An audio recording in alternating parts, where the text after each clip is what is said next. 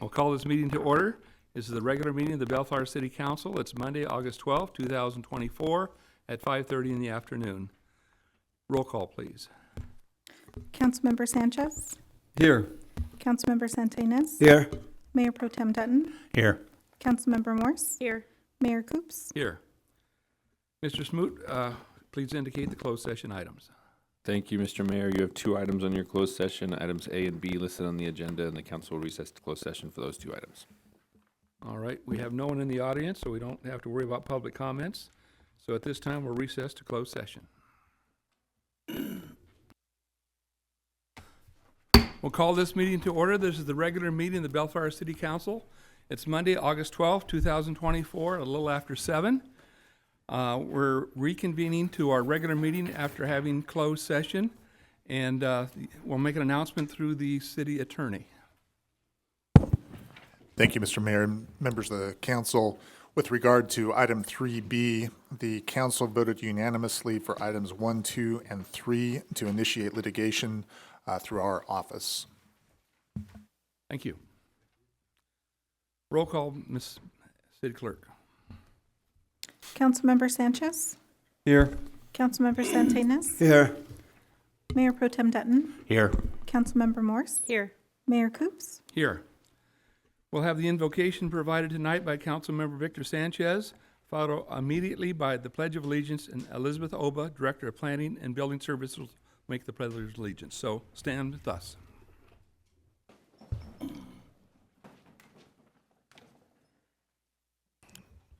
Dear Creator, as we gather today, we ask for your guidance and wisdom. Bless our minds with clarity, our hearts with compassion, and our actions with integrity. May we work together in harmony with respect for one another and a commitment to the greater good. Let us be instruments of peace, love, and understanding in all that we do. Amen. Please place your right hand over your heart and join me for the Pledge of Allegiance. I pledge allegiance to the flag of the United States of America and to the republic for which it stands, one nation, under God, indivisible, with liberty and justice for all.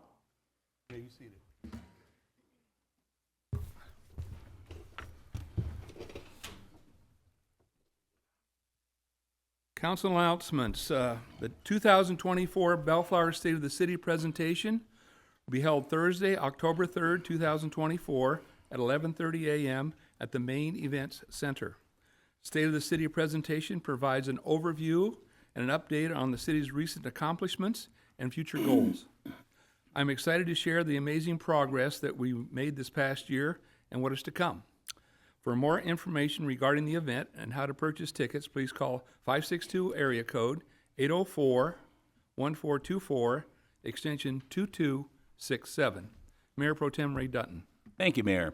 The city's annual street slurry program is nearing completion. The project included the re-slurrying of approximately 17 miles of our streets and alleyways throughout Bellflower. This was successfully completed prior to the start of the school year. We appreciate your patience during the process. Lane striping will continue after that for the next few weeks. Thank you. Councilmember Wendy Morse. Thank you, Mayor.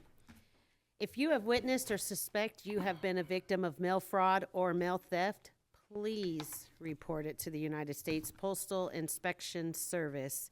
You can file a report online at www.uspis.gov/report or call 877-876-2455.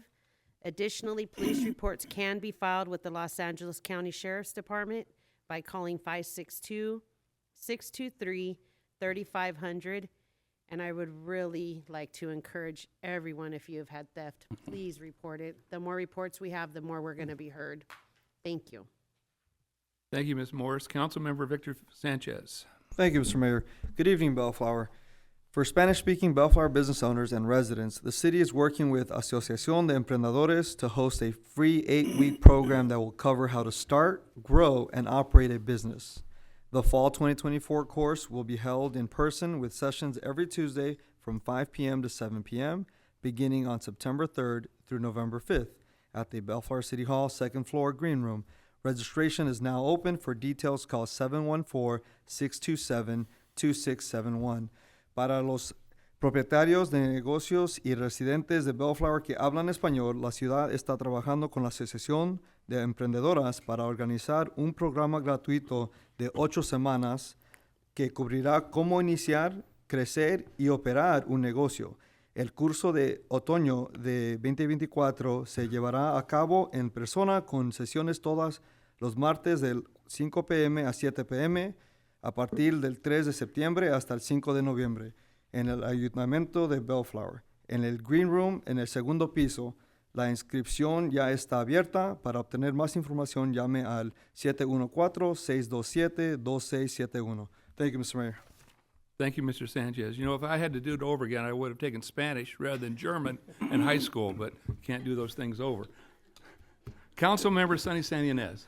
Thank you, Mayor. Good evening, everyone.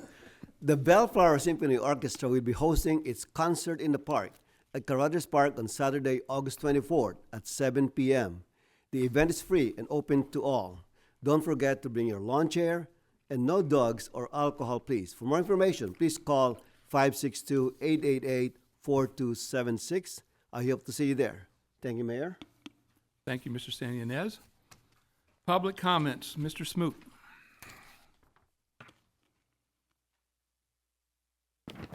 Thank you, Mr. Mayor. This is the time set aside for the public to address the City Council on matters not listed on the agenda. Anyone wishing to address the City Council should come to the podium, be recognized by the mayor, and state your name for the record. If you wish to address the City Council on an agenda item, you may do so by approaching the podium as we review that particular item, and you'll be given 3 minutes to address the City Council. Right up here, and please sign in Yeah. and announce who you are, and we're ready to hear you. My name is David Geezy. I'm kind of new to all this. I'm not even sure if this is the correct way to do things. But the reason why I'm here today is because today, well, I used to be a skater at Carruthers Park. And I was there, 10 years ago. I used to go there all the time. I used to love it there. I come here 10 years later, it's completely trashed. There's graffiti everywhere. It's terrible. Including, not excluded, there is a picture of Hitler near the, it's not exactly at the park, it's a little bit nearer, but I'm just trying to point out the problem. And I wanted to express that grievance to the city. All right, we'll take a look at it, have Public Works look at it tomorrow. Thank you. Thank you. Anybody else like to come forward? Good evening, ladies and gentlemen. My name is Paul Jones. I'm on the list. In 2012, 10 California cities had become Purple Heart cities by proclamation. Then Governor Jerry Brown was so moved by the display of the patriotism, he wrote a proclamation making California the very first state in the nation to be a Purple Heart state. The proclamation is in recognition of the sacrifices of our men and women who have been wounded or killed in the line of duty. I am asking the city of Bellflower to, number one, make August a Purple Heart month. And number two, I'm asking the city of Bellflower to write a proclamation making Bellflower a Purple Heart city. And Mayor, this is for your office, sir. So I hope you will write that proclamation. All right, I appreciate your Thank input. you. Thank you. Yes, sir. My name is Robert Franklin. I have emailed the mayor and this gentleman right here. I emailed both of y'all several times about police corruption in my city of Bellflower. Y'all have not gotten Police back with me. corruption, you said? Yes, yes. I've not received anything from you. I got proof of the emails. I know y'all was gonna say that. I can show y'all after the meeting. Well, I'm saying it because it's the truth. I haven't received Okay. anything. I sent it to you several times, and it says it's been received. I came up here three weeks in a month, 3 times in a month, and this is the first time I ever been able to talk. I've sent reports online to your to your mailbox, to all the city council members' mailbox, and no one's Do you have answered. the email written down right there and Yeah, I have it on my checked? phone. I have it on my phone. I'm Could show you after. Could you read it real quick and see? No, I'm not gonna read it right now. Might be going to the wrong email. No, Might be I'm getting it pretty off sure wrong. it's going to. I even came up here and talked to your secretary and made appointments, and y'all ignored me. I don't have a secretary. Whoever sits at that desk and answer that phone, they ignore me. My car was taken on July the 19th. A Mercedes-Benz SUV. This, So Lakewood your car pla- was stolen from your it wasn't- property? No, it wasn't stolen. The sheriffs had it removed because Oh, it was taken, it was towed away. Yes, Okay.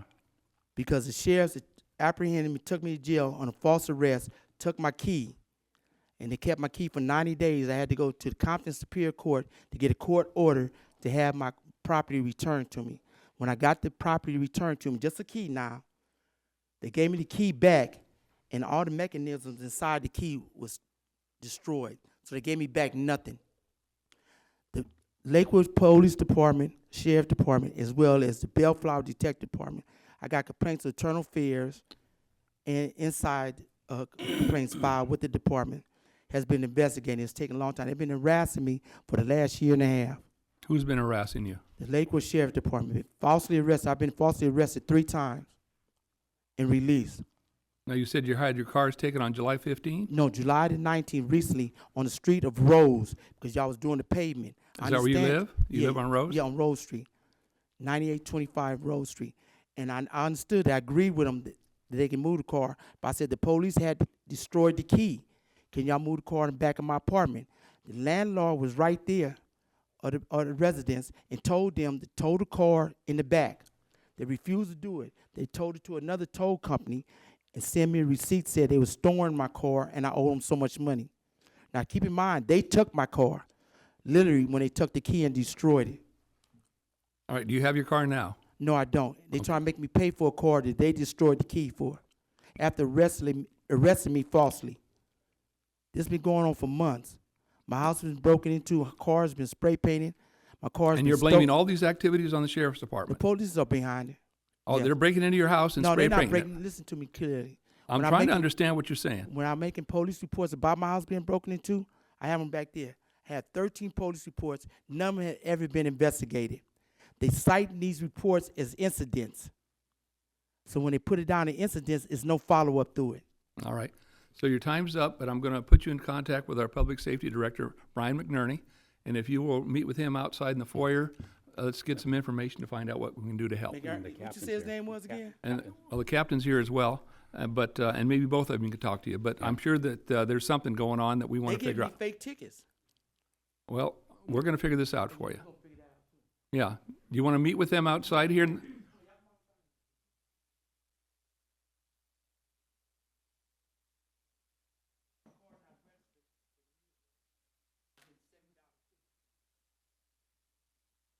Right. So we're going to. Yes, sir. Your name, please. Lee Squire. Okay, Lee. Lee Squire, Vietnam Era veteran, U.S. Army. Purple Heart Month, Purple Heart City.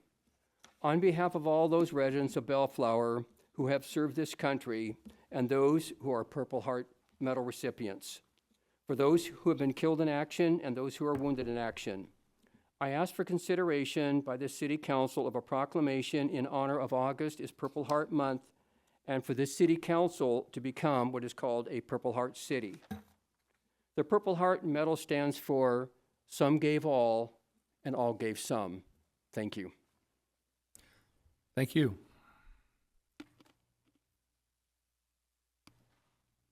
Good evening. Hello, good evening, City Council. My name is Sofia Partida. I have a couple questions. So, kind of touching on something similar as the gentleman from earlier, talking about the graffiti here in Bellflower, which I know he called it a picture of Hitler, but I believe it was a picture of Benjamin Netanyahu, but spot the difference. So who's in charge of removing graffiti here in Bellflower? Is it something that's under Public Works? Is it the sheriff? Public Works, and we have Public tried to Works? have it down within 24 hours. Oh, okay. And so, is it something that the citizens report, or how is it that? the Yeah, ci- you report it to the city, and we even have a hotline for that. Oh, that's exclusively for graffiti removal? Yes. Oh, On the wow. website. Okay. We take it very serious. Yeah. How do you know how much the city spends on graffiti removal? Or Between is- $150,000 and $200,000 a year.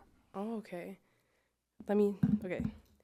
Okay, and then my other question is, is there water quality testing done on the San Gabriel River? Is that something that's like countywide, or is that something localized to Bellflower as well?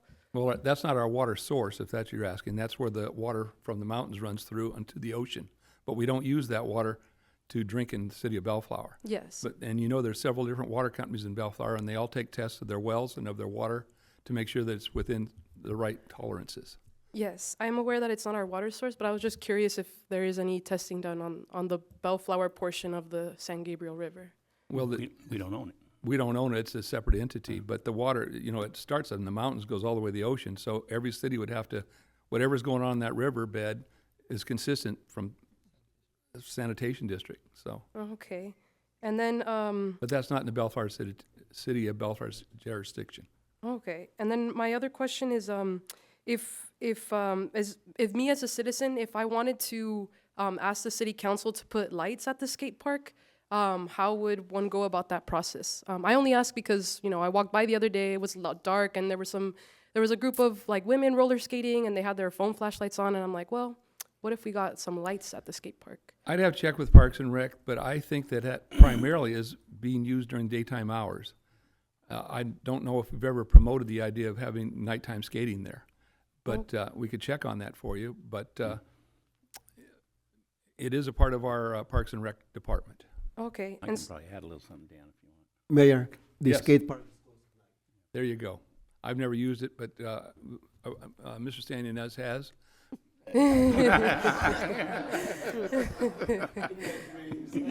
He's very good, But not at night. but he doesn't skate at night. Oh, okay. Is there any way to like extend the hours to like get the lights put there, or that's Well, just the not- activities that often transmit from that skate park are usually not at the highest level. So there's a lot of things that go on during the day, as reported with the graffiti and how it's trashed, and it's a constant maintenance item. And if we had it on at night, who knows what would happen over there? But we're trying to keep it safe, and daytime hours lend itself to safer activities. Yes, I mean lights could make it safer too.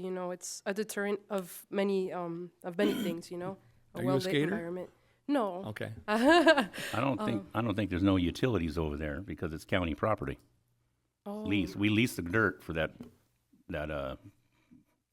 hole in the ground. Yeah, we don't own the property. All right. So And there's no utilities, right? Yeah, it's a lease. Yeah, because it's river. We it's in lease the riverbed. property, and you have the secondary river channel in between there, which creates issues trying to pull electricity over there from the park side. Yeah. Yes. Okay. Well, thank you so much for answering my questions. No, thanks for coming. Appreciate You're it. always welcome. Thank you. Next, please. Hello, my name is Pull the Monica. mic down for you. There you go. Hello, my name is Monica Mendez. I've been living in Bellflower for about 10 years, and I would like to address something from public safety. What I've noticed is on several businesses, so they are private entities, I understand that, have put in really, really bright lights to the point where drivers are getting hindered by just driving and then getting blinded. I'm specifically talking about on the corner of Clark and Artesia. It is a really bright light coming from one of the corner stores, and I was wondering if there's a possibility to possibly regulate the brightness of lights at night, because I do notice that we also have street lights that turn off so we can look at the beautiful sky ahead of us. And that was just something I wanted to address, is if there's a possibility that we can regulate the brightness of lights, especially at night. Why don't you provide us the address of the property in question? And I don't know we don't have the to do it right exact now, address. but you can report that to us anytime. Yeah. And we'll certainly see whether or not the light is really overstepping. Okay. Yep. Yeah. But Will we do. don't, light's good, but too much of anything is not good. Right. And I just want safety of the drivers, because especially with astigmatism and certain driving at night with bright lights like that can really cause Give some us the damage. address of the building that you find in question. We'll check it out. Okay, will do. Or what quadrant it is, north, Or- yeah, north, northeast? south, It's, east, it's the southeast corner southeast corner. of Artesian Clark. So that's a Chevron station. No, not the Southwest. Chevron, It's the the other one. Southwest. It's the- Southwest. Southwest. Oh, Southwest. Southwest. Oh, Yeah, the the little. shopping center. Yeah, shopping center. Okay.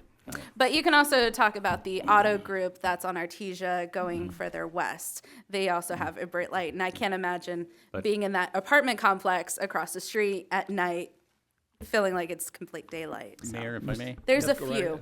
Lights do have to be shielded so they don't spill onto anywhere other properties. That's the rule. Got yeah. it. Okay. But we So can you're certainly right. look at them for And you. Mr. Mayor, Okay. they may not be flashing lights either. They're not flashing lights. Okay. They're just really bright LED Little bright lights. LED lights. It's, You're I'll not the make first sure to- complaint. I'll make sure to drive by and look at them today. Thank Yeah, you. Victor's district is in that area, or is that area, and he takes care of that very well. And he's had a lot of homeless situations on that corner, and so it's been illuminated maybe too aggressively, but that's part of the issue. Anybody else like to come forward? Priscilla, nice to see you. I've been in touch with you a lot lately, haven't I? That's all right. So, and I appreciate you always helping me. You respond quickly and you help me, and I appreciate that. Anyway. Hold the mic down a little bit so we can hear you. Oh, sorry. There you go. I always forget that. There's just a lot going on kind of in my neighborhood, my area right now. And I have addressed this situation with public safety, or I guess code enforcement. But we've got a guy on Clark. In fact, I think there's two guys involved now. Between Main and Olive, he pretty much runs a used car lot on the streets on Clark and Main and Olive. So he has to rotate them on street sweeping. So, and I have talked to Brian about this several times. This has been going on for like 4 years. So he's got cars for sale with signs on them? Is that how you know that? No, they're just cars that he has temporary plates on. And they're most all of them have temporary plates. Some of them have expired tags on them. Some of them don't have license plates on them. So he'll stick something in the window where you can't really see it. And yeah, he's just got anywhere from like 5 to, I think he's probably got about 12 or 15 here. Do you think he lives in your neighborhood there or not? No, he lives on Clark, actually, Oh, between, so he's putting the vehicles in front of his home. well, yeah, up and down Clark, all Okay. over, up and All down right. Clark. And But you then know the on- address where he's operating from? Yeah, I've seen Okay. it. I've seen him move the cars. Okay. So he moves them on street sweeping on Mondays. He moves them down all the side streets, and then on Thursdays he has to move them back out onto Clark to avoid his street sweeping tickets. But yeah, they're all beat up cars. Like some of them, I've got these photos that I'll give to Sonny since he's my district rep. But yeah, some of them, like even one of them has a tow strap on it, so it doesn't run, obviously. Some of them have broken axles, so they're having to be towed. But anyway, this has been going on for a long time. One of his cars was just towed off of our street because it sat there for a week and a half, and it was reported red tagged, and then they towed it because he didn't move it. But it was his. Well, leave the city clerk the information you have. Sure. And Mr. McNerney's tied up right now outside, so. I've talked to Brian several times. Good. Well, let's see He's, if we he's can put some aware of eyes it. on it. It's just like, it seems like when I report things, it's like, well, we don't know he's doing that for sure. Well, if we you've don't got really. an idea of the address there, then we can address this more Okay, effectively. he knows. He Okay. knows the guy that is doing this. All right. And even like some of the expired tags, I'm like, can't you? No, can't you? we're on that. That shouldn't be. No, they're not.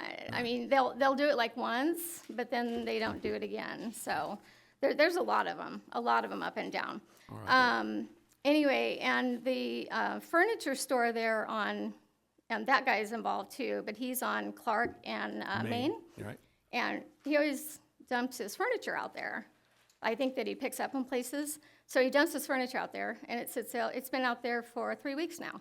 Okay. So, we'll look at that too. and I can't understand why the guy following the street sweeper doesn't alert somebody. He's got to be seeing it. I don't know why he doesn't alert somebody. There's a house across from us that's had a little chair out there for like a month now. Okay. Same thing. Like, why doesn't the street sweeper guy mention this to somebody We'll so get it's picked bulky up? item pickup on that. Take care of So, yeah.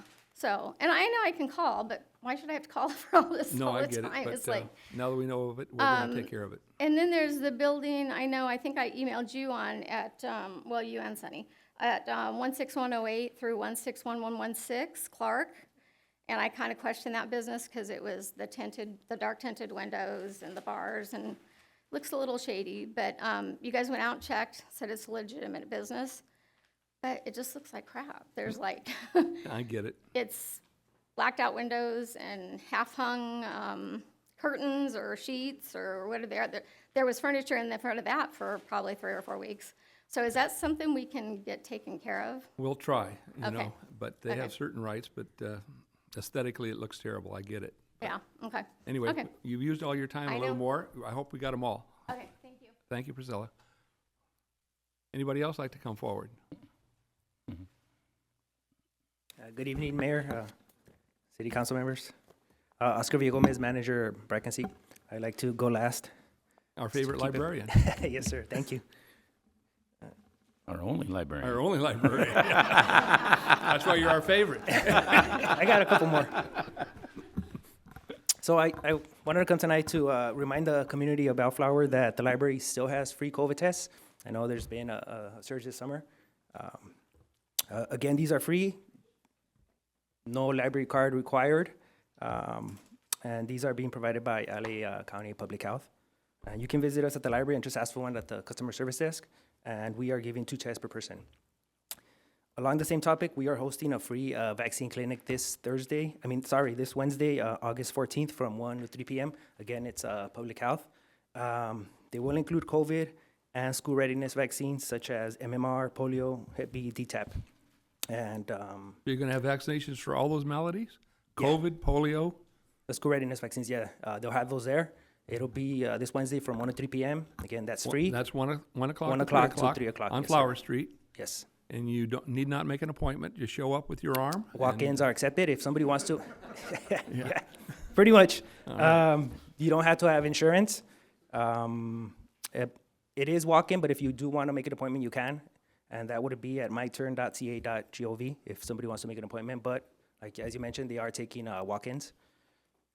And finally, I wanted to mention our bookmark contest, which starts August 19th, and this is for kids in from kinder all the way through 12th grade. This is our 45th annual bookmark contest for the county. Where am I at? So the bookmark contest encourages the love of books and reading while promoting creativity, artistic expression, and community engagement. So this one, each library selects 4 winners, and then the winners from each district.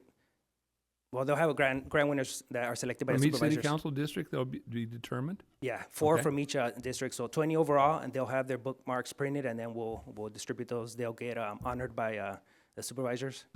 So this goes from August 19th all the way through October 5th. Great. And the entry forms are available at the library starting on the 19th. Perfect. And I made it in 3 minutes. Yeah, you All got right. 45 seconds to go. Thank you, guys. Have a- Thank you. Anybody else have anything they'd like to say to the council? Now's your chance. Seeing no more, we're going to move off that on to 11A. Mr. Smoot. Public hearings. I have a conflict for 11A. All right, the records show that Wendy Morris has a property conflict or an Property employment contract, Yes. and so she'll be leaving the dais.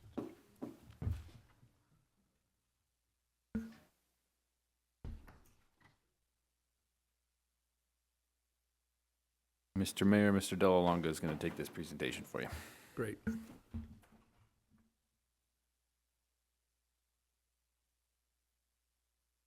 Thank you, Mr. Smoot. Good evening, Mayor and members of the City Council.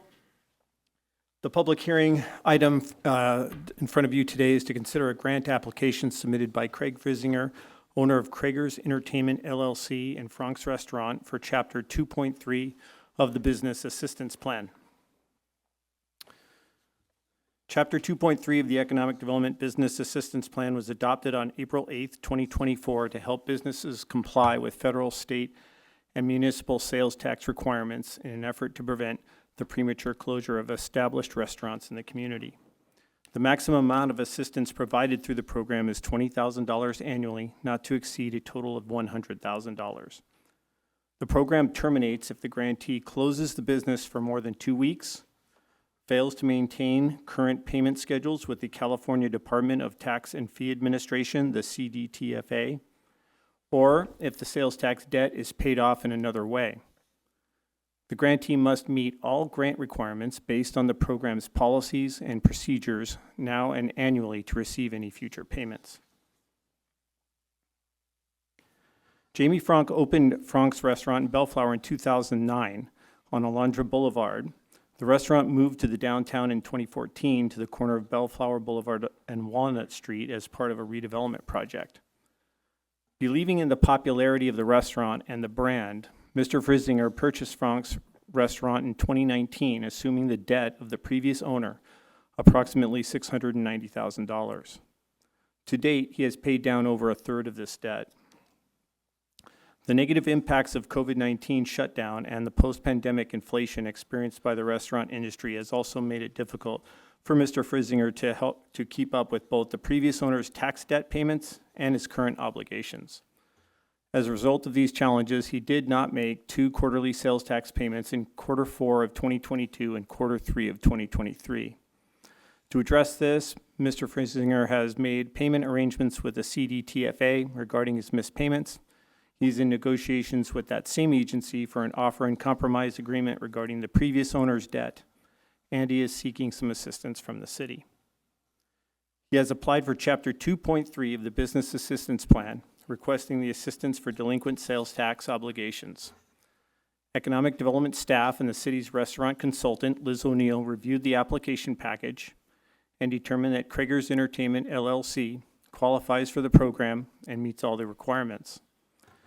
These requirements include the completed and signed grant application, a copy of the lease, a current Bellflower business license, a profit and loss statement for the previous year showing a minimum of $1 million in annual gross revenues, a business plan, a CDTFA account information and history showing the delinquent sales and that the applicant is currently paying sales tax, and a job creation retention certification.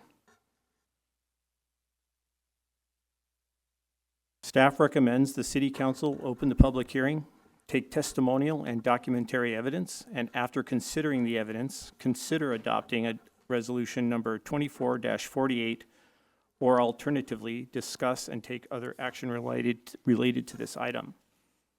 That completes my presentation. Staff is available to answer questions. In addition, Mr. Craig Frisinger, owner of Frank's Restaurant, is here and is available to answer questions as well. Thank you very much. Mr. San Ynez, have any questions of? Mayor, I have a question.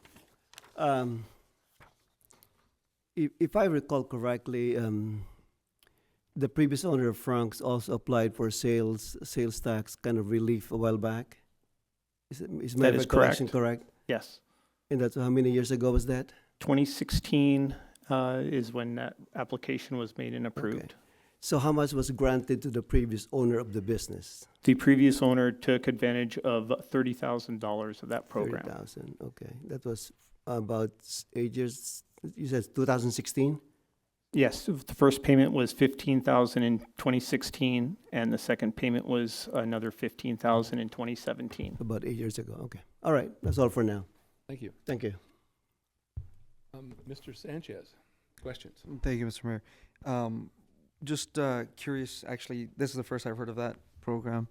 What program was that under, and how do we? It was similar to almost the same type of program as this one. It was through at the time, our same type of program. We've changed the name and the title of our business assistance program since then, but it's basically the same type of program where it helps with sales tax issues.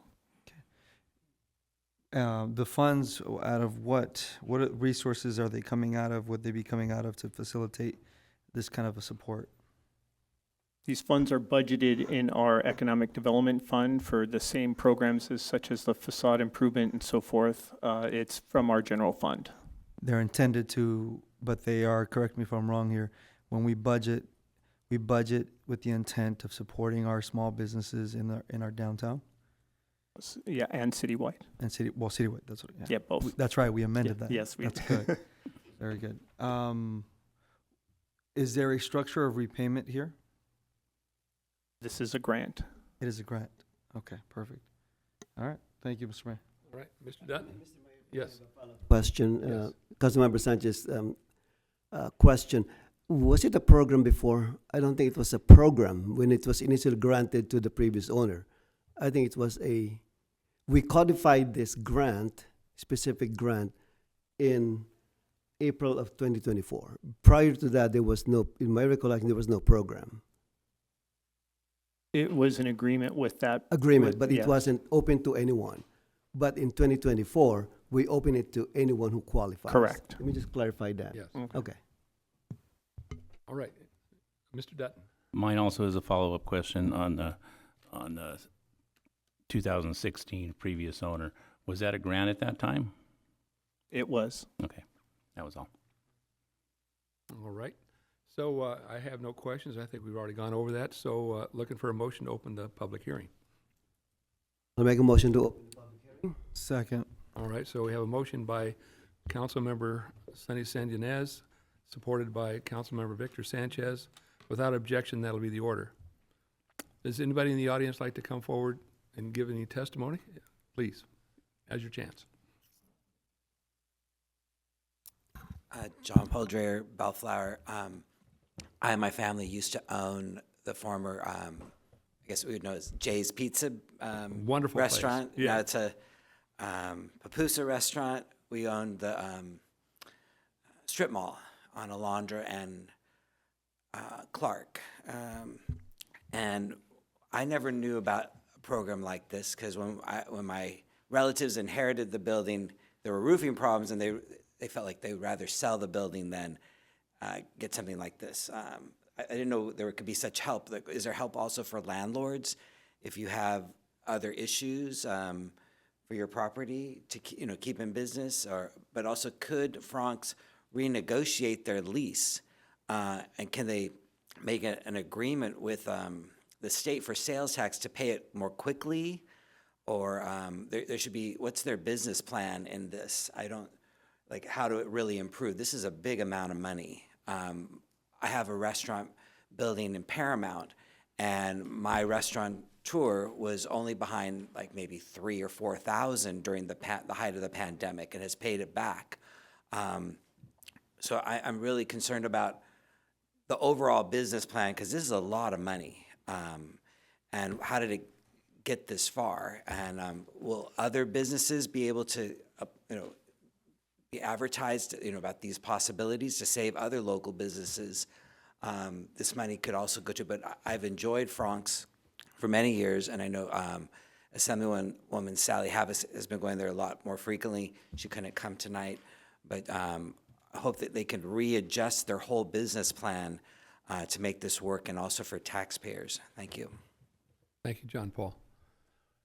Anybody else like to come forward and ask a question or give an insight as to what we're doing here? All right, discussion among ourselves here. What do you think? If I don't see, you want to close the public hearing? All Make a right. motion? Look for a close of the public hearing. I'll make a motion to close the public hearing. I did.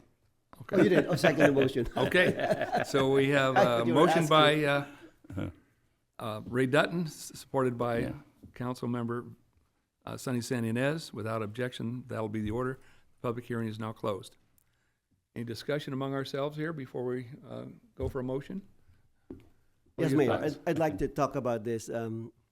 I just want to go on the record that when this item, the resolution 24-19, was brought before the council way back in April of this year, we talked about this at length. I am very supportive of the business assistance program, 100%. What I objected back then was the way one of the features of the business assistance program is the sales tax relief. And that's the portion that I was against. And you can see the record of my vote on that item. This program is, I really love the intention of the program. It says to help restaurants that may have experienced expanded too rapidly and been challenged with unexpected federal, state, or local government requirements. And that, to me, is the gist of the program. I used to own one business, a small business, one employee, and I managed larger companies. And I've been telling my staff that in terms of collecting money, in terms of paying all the expenses, the priorities are number one, pay what you withheld, whatever it is. Number two, pay the employees. Number three, pay the vendors. And I put number one as the number one priority is whatever you withheld, like the sales tax, like the payroll taxes. If there's any SDI, anything that you withheld for your employees, the business did not own that money. So that should be remitted right away without any question. Because that money, the company basically has the fiduciary responsibility. It's a collecting agent. This business, this entity is collecting the money on behalf of the government or on behalf of somebody else. So for example, you're an employee. Your employer withheld taxes, payroll taxes from your paycheck. That money does not belong to the employer. That money belongs to the people, the employees that work for it. It has to be remitted to the government. The same thing with sales tax. Sales tax, it's not earned by the restaurants. It's not owned by the businesses that collected the sales tax. The business collected the sales tax on behalf of the government. And that should be paid right away, without any question. And then again, you go to payroll taxes, payroll to pay the employees, and then pay all the vendors. That is why in April 2024, I voted, I abstained because there's a portion of this resolution that I agreed, and there's a portion of the resolution that I did not agree. And tonight, I'd like to help other business. I'd like to help Franks, but in a different way, not to sales tax relief, because I firmly believe when they collected the sales tax, that is not their money. That is the customer's money to be paid to the state of California. And to me, a perfect example of how the business assistance program should be used is like Fantasy Cakes. They want a new sign. They want to extend their restaurants into the patio. That to me is the best use of the business assistance program. And so I just want to go on the record that I support the business, but I think the sales tax relief is the wrong way to support them because it is not their money. That's all I say. Thank you. Thank you. Mr. Sanchez, any comments? No, thank you, Mr. Murray. Jim, could you go back to 2-3 slides before? No, sorry, forward. Just correct me if I'm wrong here. The $600,000 one? Yeah. That's where I was going to go. Okay, so we're on the same boat here. So with this, the amount of $688,000, I want to acknowledge my colleagues' comments, first of all, and I respect them. I think that there's valid points there. I want to be very clear about that. I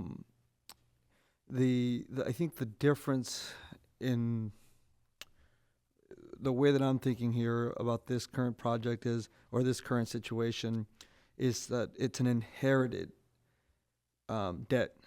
And it happened, I think, almost sadly and unfortunately, the closing of this transaction occurred the month of COVID, like right when COVID started. Correct me if I'm wrong here.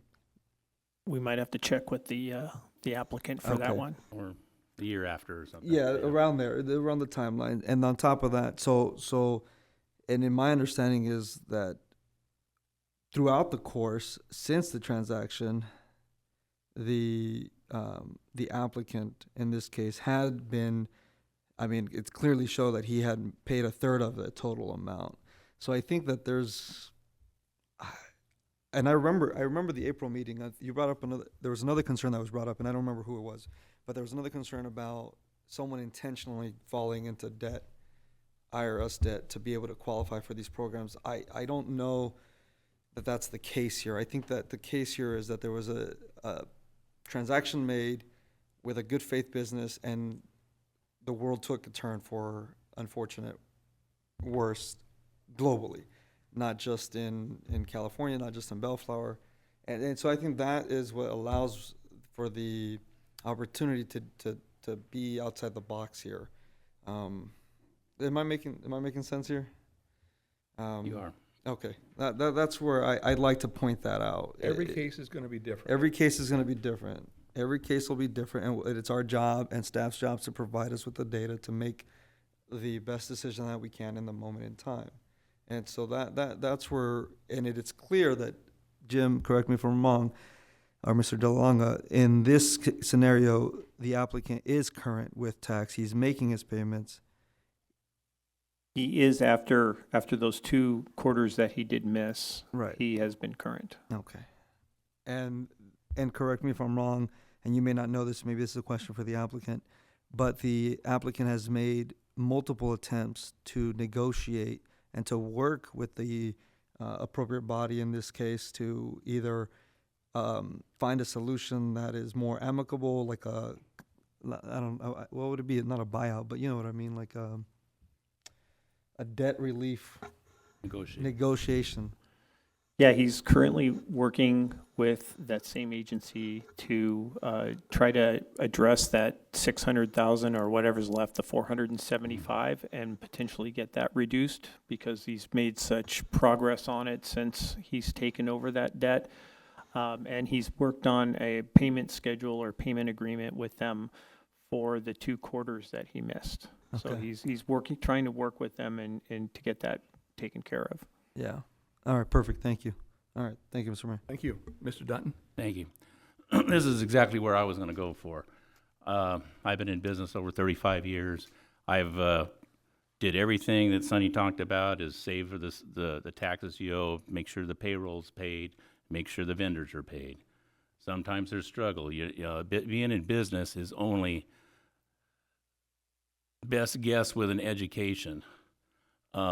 This man took over this business with $689,000 in debt, paid off about 1/3 of it.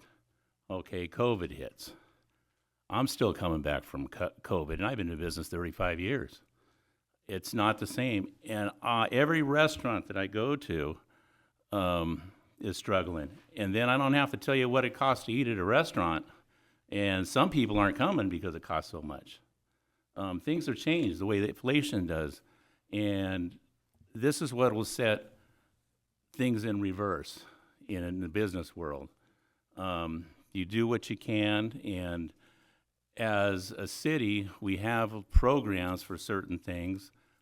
This program here is to save business. When you have tax agencies coming and trying to bury you over a bad economy or a pandemic, and you did everything right, you get to where you got you got to do something, and it goes to these agencies can, this restaurant I believe has a liquor license, can take that away. You have a landlord that's going to have an empty box. If there's anything that can be done to stop this, this is a program that the city puts together to try to do that. So we don't have an empty box. We have, walk-in traffic, continuing. And then on the other note, that things are getting negotiated, renegotiated with these entities. What's unfortunate, just like what we have here in this document that's before us, there is certain things that you have to stay. Nobody wants to talk to you when you're behind. When you're behind, and you can't even negotiate for anything. We wouldn't negotiate. We wouldn't be here if this entity was behind. It has to get caught up, and then we want to go. We want to start in a good place. Well, the taxing agencies do too. They want to start. They want to see that you can do what we've negotiated and stay ahead of what you're doing, and then it works. So now that there's this a program that we're putting forth gives this business help to renegotiate some old debt that a previous owner incurred.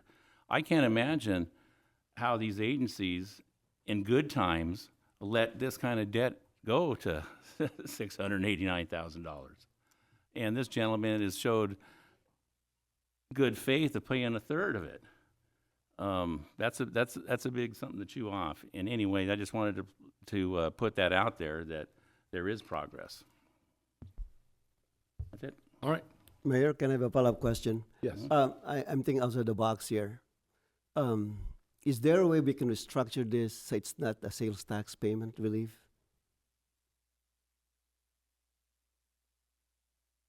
Well, we'd have to offer a reason Yeah, as I to know. why we're supporting this. Yeah, it's just a sales tax that really.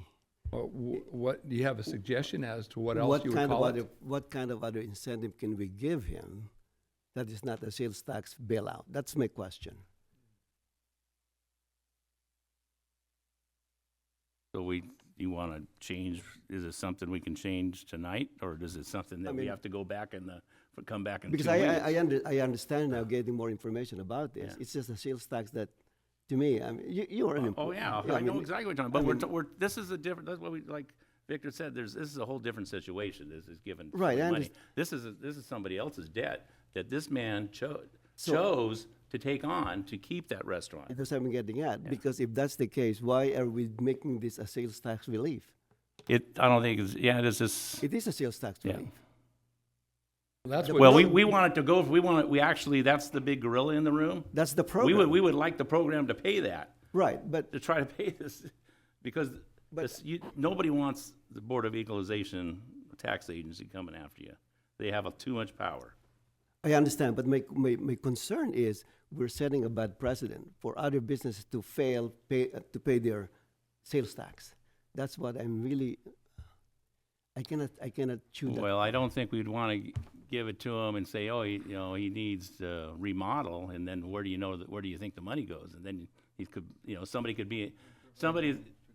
it could open it up for just what you talked about when you first was talking about in your comments of misusing the money because you didn't pay. This way, we ensure that taxes get paid. Yeah, but are we setting ourselves, that was my Yeah, question, are we setting like a double- ourselves for other business to say not to remit their sales tax and then apply for a grant from the city? It's just, that's the part that I cannot accept, If I may, Mr. Go right Mayor, I hear you, and I think the difference would be, in this case, it was a purchase and a transaction.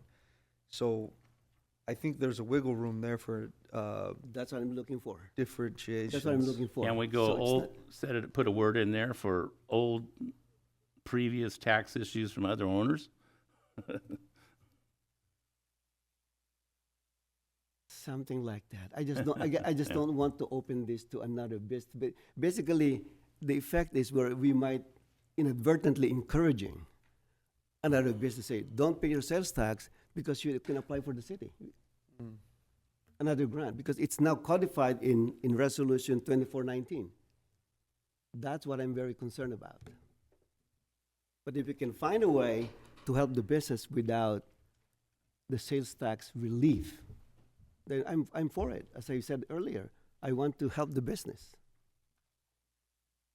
But every one of these situations that were brought to us, we can discern whether or not we want to approve it or not.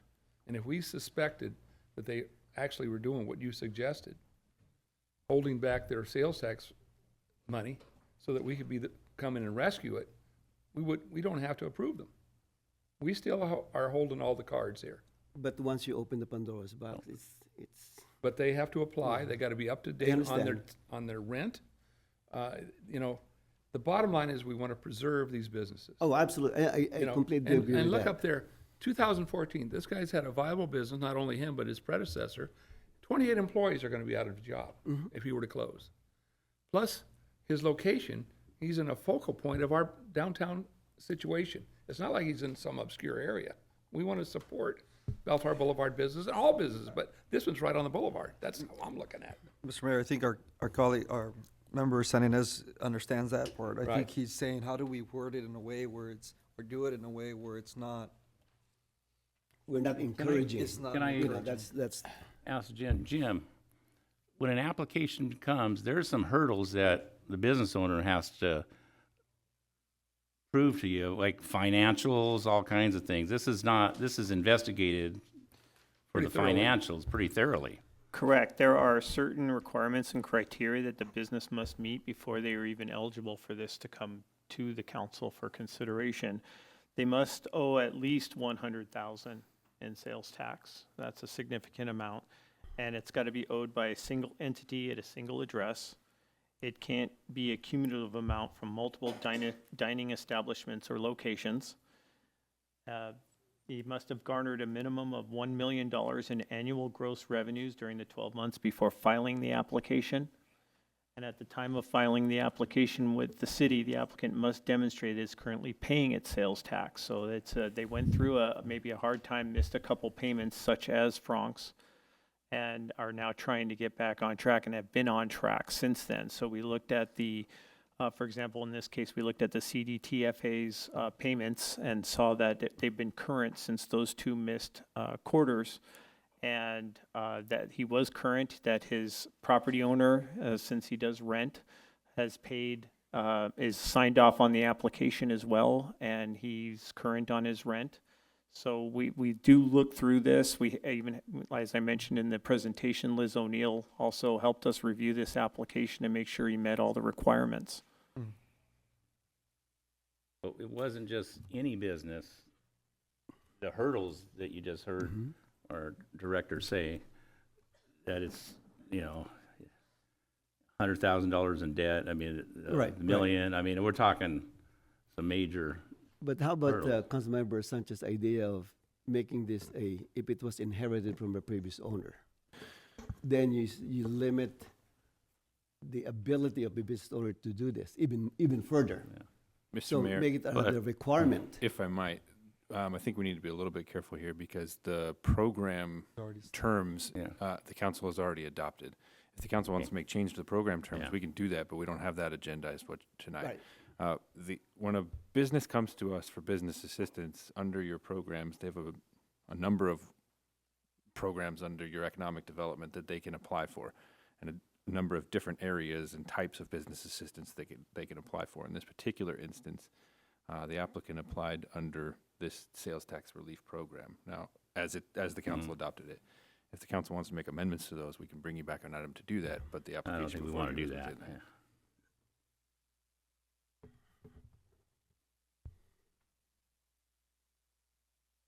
Anyone want to make a motion? I'll make a motion. All right. I'll second it, Mr. Mayor. Well, let me get the motion out there. I got to read it in the record. Psychic. Where is that sucker? Yeah.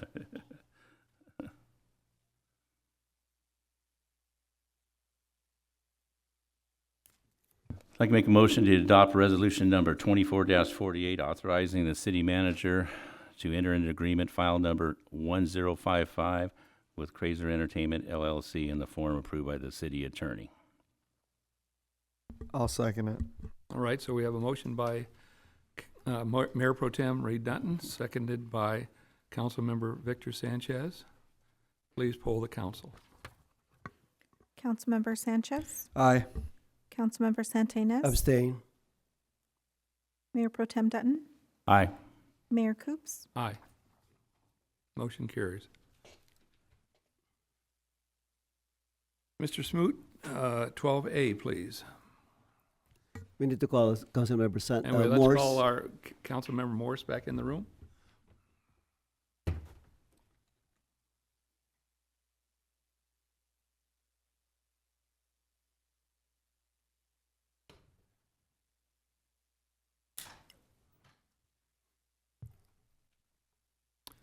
Let the record reflect that Councilmember Morse is back in the room. Mr. Mayor, Director Oba is going to take the presentation on this one as well. Great, thank you. We're ready. Good evening, Honorable Mayor, members of the City Council. For some background on this item, our current Bellflower Municipal Code establishes regulations for entertainment permits. These regulations were adopted in 1973 and have not been modified since, with the exception of establishing a fee. While the city recognizes that entertainment is desirable for businesses and the community, updates to the BMC are desirable to protect public health and safety. These regulations include governing security, safety, and impacts to the surrounding businesses. Currently, an entertainment permit is required for every form of live entertainment. There are exceptions that are listed in the BMC, such as solo musicians, like a pianist, guitarist, and there's even exceptions for the use of a radio or jukebox. Currently, approval of an entertainment permit requires a public hearing before the City Council. This item is before you because we do have a pending application. Before proceeding with processing that application, we felt that the regulations aren't adequate enough to address public health and safety, and therefore we are proposing staff is proposing a moratorium before the council. Proposed tonight is adoption of an urgency ordinance that would result in an initial 45-day moratorium on citywide regulations for entertainment. A moratorium places a temporary halt on issuing permits, and with this time frame, it allows the city to evaluate existing BMC provisions affecting issues of concern.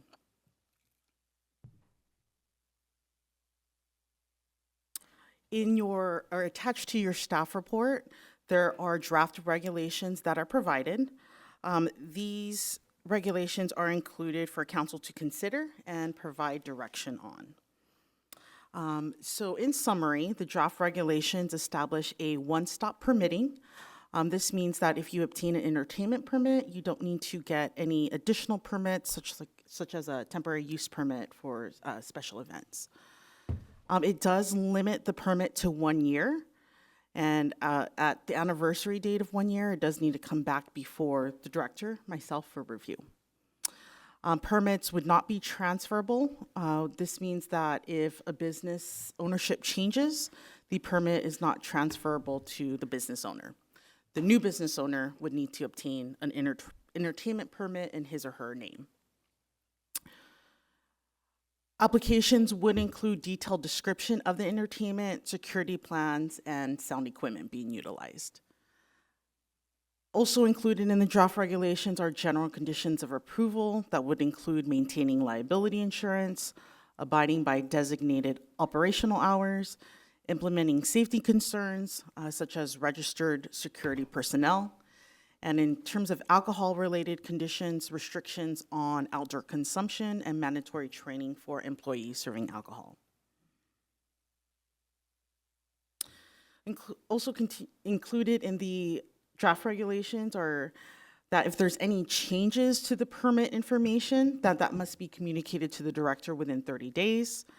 The director has the ability to modify, suspend, or revoke permits based on new information. Based on new information, violations, or extraordinary need for public safety services. The draft regulations also establish appeal procedures to the director approval to modify, suspend, or revoke permits. And it also obtains an administrative process for appeals with oversight by the city manager. Violations would constitute misdemeanors and can be addressed through administrative fines, private enforcement actions, or by the city attorney. This also includes the ability to recover fines, penalties, reasonable attorney fees, and civil actions to abate nuisances or obtain injunctive relief. So in summary, most of the current regulations would be superseded by these new ones. The ability for council to approve entertainment permits through a public hearing is still included in the draft regulations. I will note that there is no ordinance presented tonight for the adoption of these regulations. Depending on the direction of the council, we can bring that back at the next meeting. So tonight, the recommendation is to adopt an urgency ordinance by at least a 4/5 vote to take effect immediately, or alternatively discuss and take other action related to this item. That concludes my presentation. I'm happy to answer any questions. Thank you, Ms. Oba. Ms. Morris, have any questions about this permit process? Not at the moment. All right, Mr. Dutton. No questions. All right, Mr. Sanchez. Thank you, Mr. Mayor. I'd like to just speak a little bit about it. Could you, Miss Beth Uba? I referred back to your main name. I apologize. Could you go back to the draft ordinance? This one, the limit per 1 year, the limit permits to 1 year. I'm curious here, and indulge me. Is there a possibility of having the permits be actually a longer period of time, maybe 2 years, with unless like violations occur and require modification or possibly suspension because of code enforcement cases or things of that nature? The only reason I say that is because I feel like 1 year is just so quick. I had a 1-year-old a year ago, and I mean, it goes by so fast. And for you to have to review these things every year, if they're operating, you know, if they're a good operator, they've got things under control, you know, why is there a need for it to come back every single year? I just feel like that's excessive. I see this in a lot of cities, and I think we have an opportunity to be different if we can legally be different and better. Mr. Mayor, members of the council, I'll take that one. These actually automatically renew on the anniversary date unless there's some reason that it should be brought back for review. So theoretically speaking, as long as there's no problems with that particular property and there's been no transfer of ownership of the property, they will automatically renew. Okay, got it. They didn't say that up there, so, okay. I know, that's why I jumped in. And to add, Councilmember Sanchez, it is renewable every year, automatic renewal. It's just not explicit in the code that way. But currently, even with the current regulations. Got it. So you don't actually have to sit there every year and stamp approval every single one, is what you're telling me? It just automatically renews? Correct. Okay. There is a process, though. So not quite automatically, but there is a process that doesn't come in front of the council, and it's handled by staff. But is it time consuming? Is it laborsome? Is it? Not really. Okay, all right. All right, that's it, Mr. Mayor. I'll stop talking. Right. Mr. San Ynez. Miss Oba, Mrs. Oba. Okay, so you expect to be done in 45 days, is that right? It's an initial 45 days. Okay, so what if you're not done in 45 days? You can extend it. You So we'd can. have to bring an item back for you to extend it. Okay.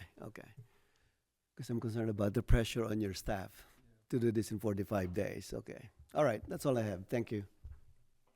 My question is there a fee to have this permit? Yes. And how much is that fee? And how much do you think it may be in the future? Good question. I believe it's a couple $1,000s. I don't have the So every fee year, schedule. they surrender $2,000 to continue the permit? There's the initial application permit is the couple $1,000s. Okay. The renewal permit is not as much. I believe it's a few hundred, but I'd need to get back to you on that one. How many permits do we currently have on file? We have 5. 5 dance permits, entertainment. Mhm. Okay. All right, if that's all the questions, I'm going to invite the public to respond. Is there anybody have any questions on what we're discussing here about entertainment permits? John Paul? John Paul Jerry Bellflower. You're saying you're expecting a certain type of business, like what kind of a business? Is it a different kind of business than we're used to having or that they're proposing?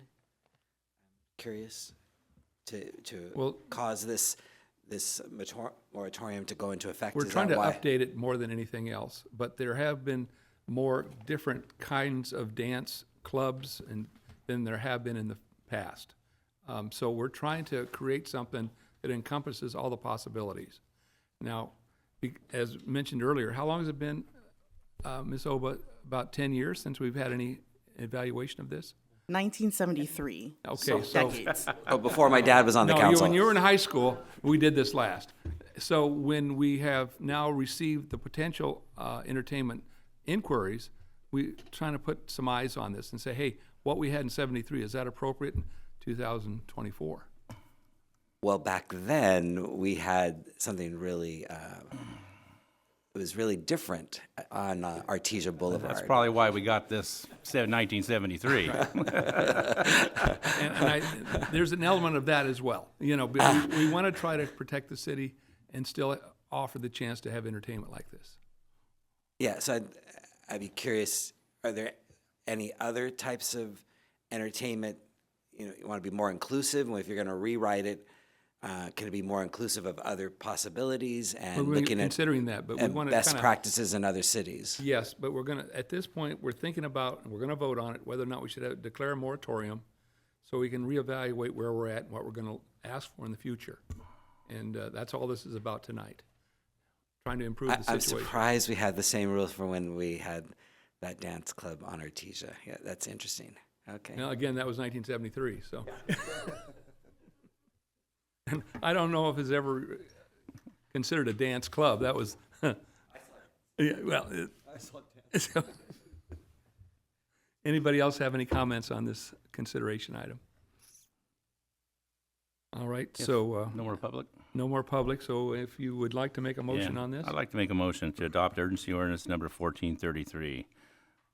And it needs to be adopted by at least a 4/5 vote, and it'll take effect immediately. I'll second. Okay, so we have a motion by Mayor Pro Tem Ray Dutton, supported by Councilmember Wendy Morris. Please poll the council.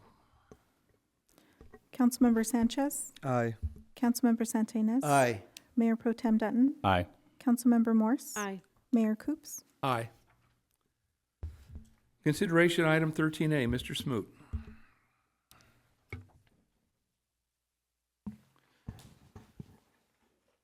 Thank you, Mr. Mayor. I'm going to invite up Assistant City Attorney Tim Campion to present this item.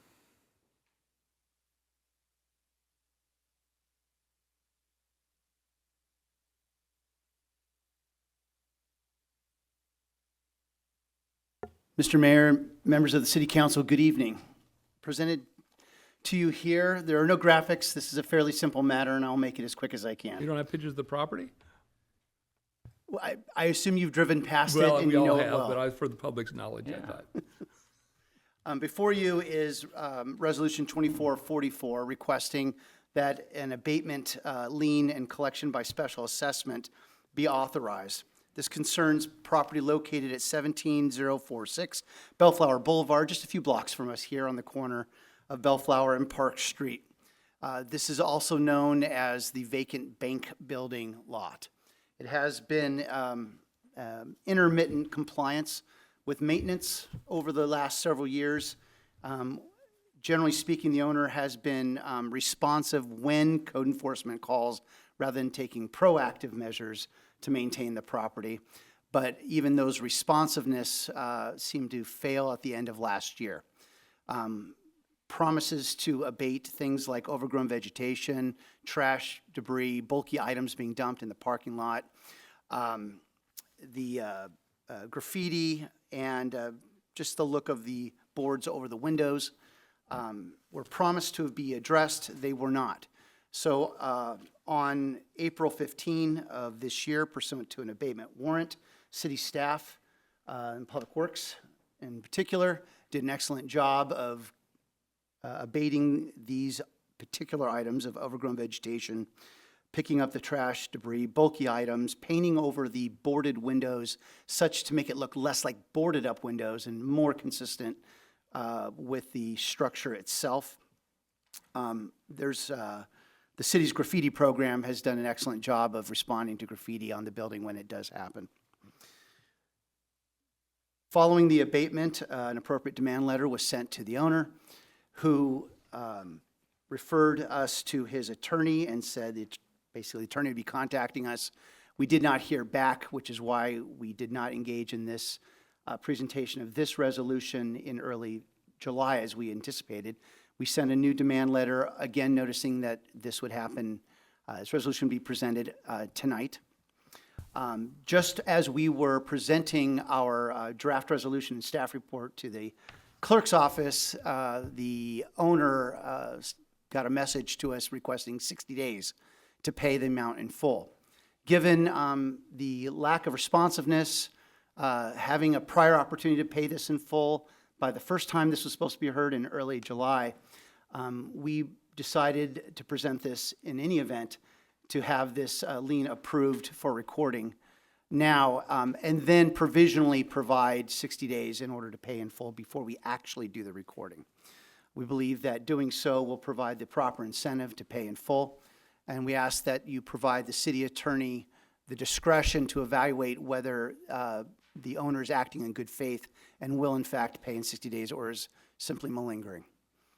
The amount being requested is $11,954.05, which is a combination of city time and resources of the public works staff, code enforcement time spent overall working to try to get this property abated, and city attorney billing associated with abatement of this property. I should also note that we contend that the property has larger compliance issues with the vacant building chapter 8.40 of the Bellflower Municipal Code that we are still working on. And this was an intermediate step in trying to maintain a certain level of maintenance. We are hoping that this will get the appropriate message to the owner, and we will see a better compliance record moving forward. With that is the conclusion of my presentation. I'm available for any questions you might have. Thank you very much. Mr. Santinez, any questions of staff? Mr. Mayor, I just want to kind of, for the benefit of the viewing public, just in layman's term, what the attorney said that we spent so much money in cleaning up the property on the northeast corner of Bellflower and Park. That should be the old bank building. We reached out to the owners didn't pay attention. They called back until the last minute today. They said that it's going to be paid within 60 days. So I just want to explain that in layman's terms, in terms of the word abatement. My question is, Tim, I saw the Exhibit A here, total bill. Are these the fully burdened cost with all the benefits, everything? They are considered fully burdened. Fully burdened, okay. These are the invoices provided by Public Works. Is that what you're referring Yes, to? Yes. and also public safety, and also your time, all these things. Okay. Up until the date that the exhibit was created, yes. So when we issued the notice of assessment, special assessment for this, and then we incurred additional costs, do we go back and then re-notice that, or what's the process? There are mechanisms for doing that, but unfortunately, we can't just tack it on to the lien that's approved by this resolution. Okay. So we have to go back to another resolution to do that. Yes, and that would be one way to do it. I suspect with our ongoing enforcement efforts, we will recoup those costs as well as we move forward if he doesn't get in shape. But there should be very minimal cost moving forward after today. Okay. All right. That's all I have. Thank you, Mayor. Thank you. Mr. Sanchez. Thank you, Mr. Mayor.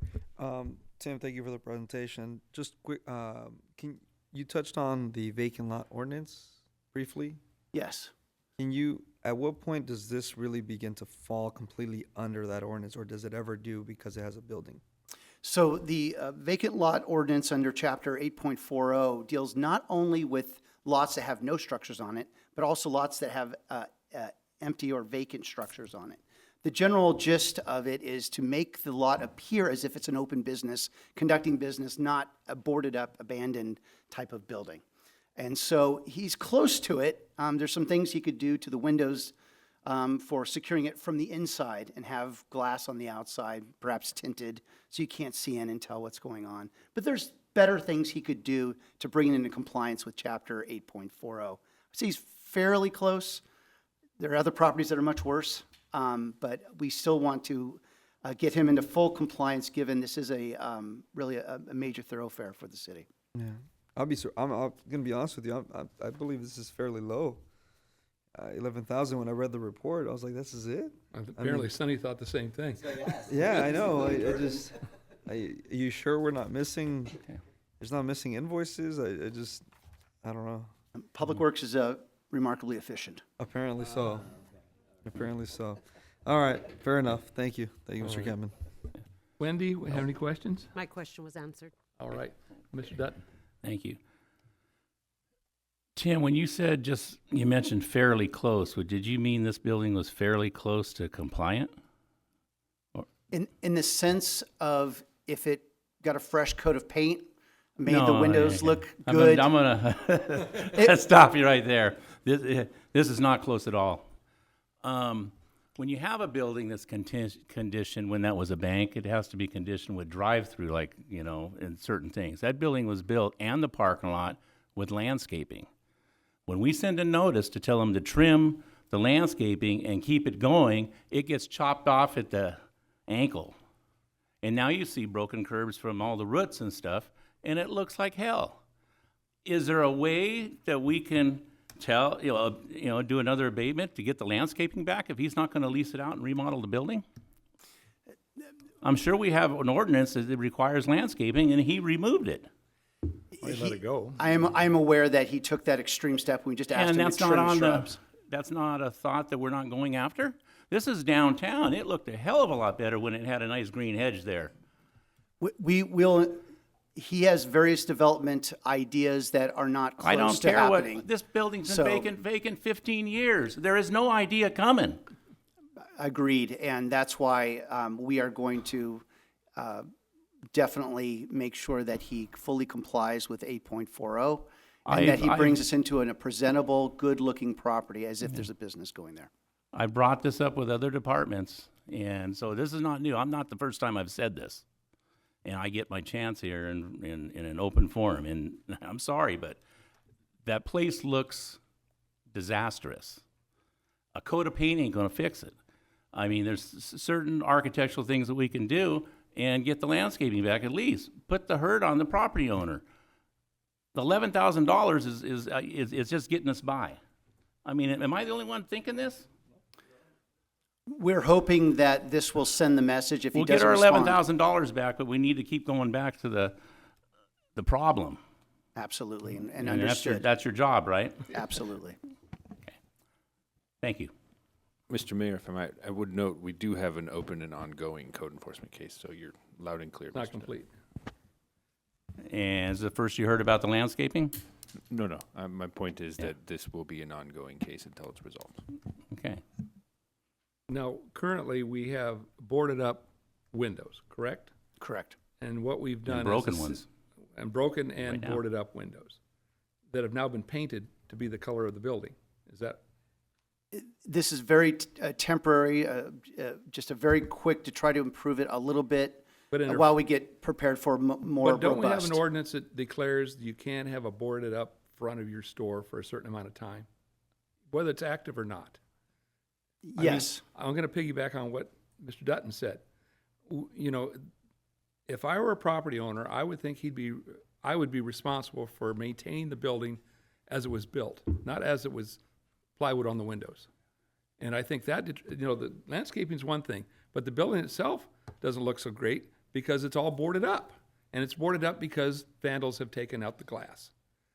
So when do we get to the point in time when we can say, listen, not only do you got to put your landscaping back in, but you got to get the windows put back in as well. Can we do that? That is now. The whole lot, the building, everything is now. Like I've told other guys, you got three choices with your properties. Either fix them, sell them, or occupy them. And this guy hasn't done any of the three, and I think it's been 15 years. And for the viewing public, I'm always the old historian here. It was probably, before it was a bank, it was McFarland's Candy. It had big candy canes coming out of the roof. Remember that, John Paul? No, right. And before that, when I was a kid, it was Nance Chevrolet. That was a showroom for new Chevrolets, going back to 1960. But nevertheless, the building's old. It has some integrity, but it really needs some help. And if we can keep this process going, I think you can hear from us that when we put this to a vote, you're going to get some approval here, it sounds like. But we're all concerned about how it looks and how it's in the middle of our town.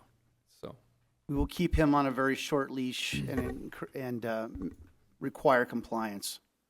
all right, so it offered the chance for the public, if you'd like to chime in on any of this, and if you need an identification of the building, it's on the corner, and it's the northeast corner of Park and Bellflower Boulevard. Open lot on the corner with a brick building on the northern side. In these 15 years, has any council member or city manager met with this property owner? He doesn't want to correspond to us. I mean, we've tried to engage him, and they, like you heard here earlier, when we did try to get a hold of him, he just sent us to our attorney and shined us on again. So he really doesn't want to comply with anything. He doesn't want to hear from us. He doesn't want to work with us. That's too bad. He's ignoring us, that's what I'm trying to tell you. And we thought we'd hit him in the pocketbook and see if that brings him forward.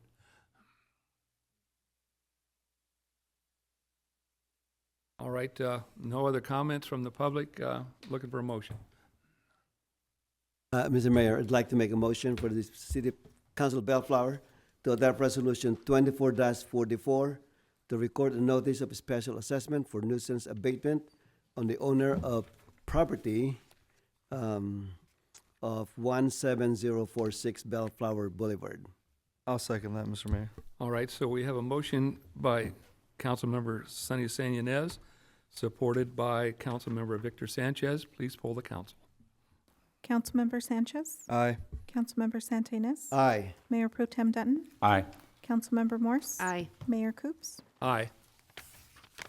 Moving right along to the consent calendar. Does anybody have anything they'd like to pull for discussion, or are there any recusals? Mr. Mayor, I'd like to pull item number D. Do you like David? D like David. All right, that's And I'd like to pull item J. okay. And J. I need to recuse myself from item I because I have a property close to the park, so I won't be involved in that at all. Any other recusals or anything that anybody would like to bring forward and discuss? Mr. Mayor, I'd like to pull item 14K.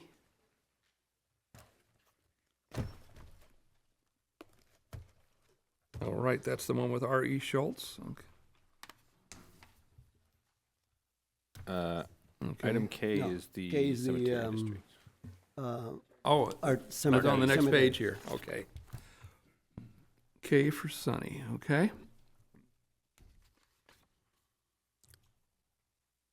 All right, do I need to leave the room here, Mr. City Attorney? Because I'm out of that one. Let's do the discussions on the ones, and then I'll get out of the room when you vote on that, or whatever you'd like to do.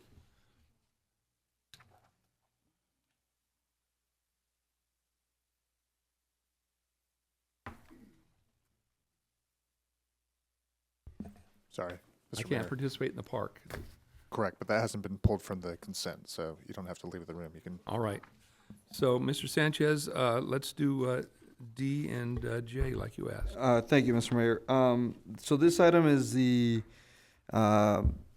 approval of the Southeast Area Animal Control Authority for Animal Service Control, SIACA, better known as SIACA. I'd like to kind of quickly get an update on this, and then I'll be honest with you. I'm going to tell you where I'm at with this. I know that there's some difficulties, and I know I'm going to get, not the riot act, but I know that I'm going to be told that we need to have a service like this. I just don't know if I'm ready to approve this. I don't know about you guys, but I constantly get complaints about SIACA and the lack of service that they provide to our residents. And so I wanted to pull this item because of that. That's fair. Oh, Yeah. yeah. No, They're not firing on all cylinders. And they have not been. They're not cheap either. And they're not cheap. So I wanted to pull it out and just see what we can do to what's within our wheelhouse. I know we have to have a services, some kind of agreement based off of whatever county We've law never that found was a created viable 100 years alternative, have ago. we? No, I have not given staff any heads up, and I apologize. I'm going to let Mr. McNerney take a shot at this, but the short answer from my end is we have looked at various alternatives in this in the past. In fact, I know for a fact a lot of other agencies are in the same boat we're in, not just with SIACA, but with other animal service providers. And none of them are viable options is the short answer. But Brian, if you want to go further, you can. Yeah, Mr. Mayor, members of the City Council, we share your frustration.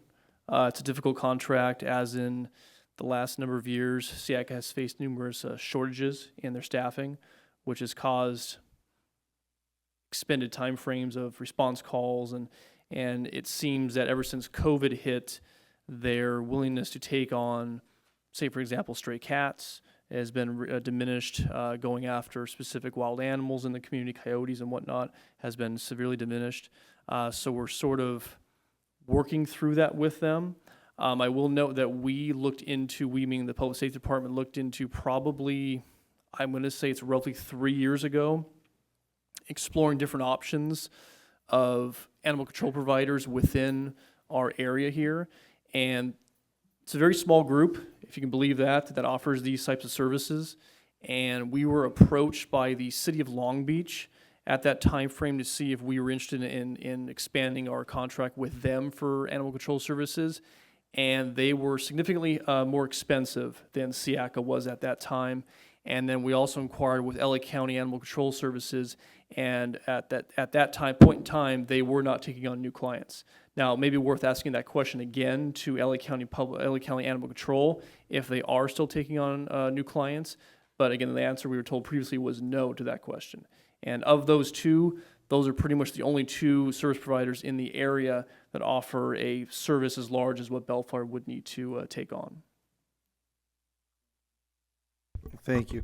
I'd like to ask the city attorney, what's our legal liability if we weren't to approve something like this today? If any.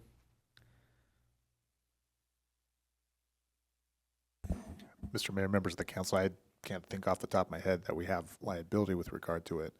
Ultimately, our law enforcement, which would include animal control, is provided by the county. So realistically, what would happen is we'd get a bill from the county for animal control. I know from past experience, not just in this jurisdiction, but other jurisdictions, that actually is more expensive and more problematic. But that's the practical reality of the situation. The legal reality of the situation is I can't think of anything off the top of my head. Can we postpone this and bring them to the table? I feel a certain type of way of just approving a budget increase with no further bang for my buck or our residents' buck. I can answer you legally, yes, of course you can continue it and bring them to the table and talk to them. Whether or not they play ball, that's a separate question. Okay. Would like to note that I haven't seen a SIACA truck in Bellflower in years at all for any reason. Can we vote on this? Oh, may go I ahead. add something? Yeah, please.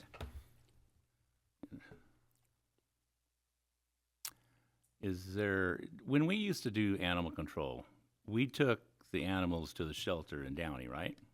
Is there anybody old enough here that remembers that? Yeah, we used to have our But own we animal had control we had agent. our own Steve dog King, pound. yeah. We had our own animal control. Right. We had the truck with the doors.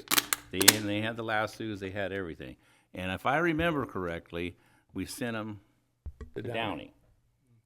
And so, is there a hybrid model that we can come up with to cost out if we had our own truck in Bellflower, and we go drop them off over there? There may be. I mean, and that's presuming that those other agencies might do that for us. Might take. We that have a hybrid graffiti guy that has his own top of the line truck, and he goes out and gets our graffiti every day of the week, and it's way less than this. And I'm thinking that's a big old truck staffed. And I'm just using an analogy.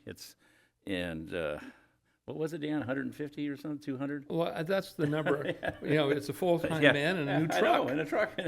And but anyway, that's what our budget is. $680,000. And it just keeps going up. Yeah, 700 is going up. 700 because that's you get credit for the It dog seems to me license. we could buy a truck and staff it if we can find a place that will accept them. Accept our animals. I think we might have something. Long Beach may take them, and I think at the time if we vote to hold this back, staff can research Long Beach and entertain. Are you interested in bidding on us? And then what's that other entity? And make a phone call to them. And then in a hybrid system, and we have a truck we have our own dog catcher, so to speak, and where to go find out what it costs to drop them off. Could that be done before we vote on this? You can see there's some dissension on this. We get complaints all the time. We can do any of the research you all direct us to do. What is the time frame? When is the contract going to conclude? Well, it's already technically expired. They got it to us late, so the original beginning was July 1st. It's already expired. They need the money. They need the money, and they get it to us late. Well, that just shows how they operate. That's how they operate. Yeah. So, well, we could bring them in here and question them as to, and explain to them what the poor service is.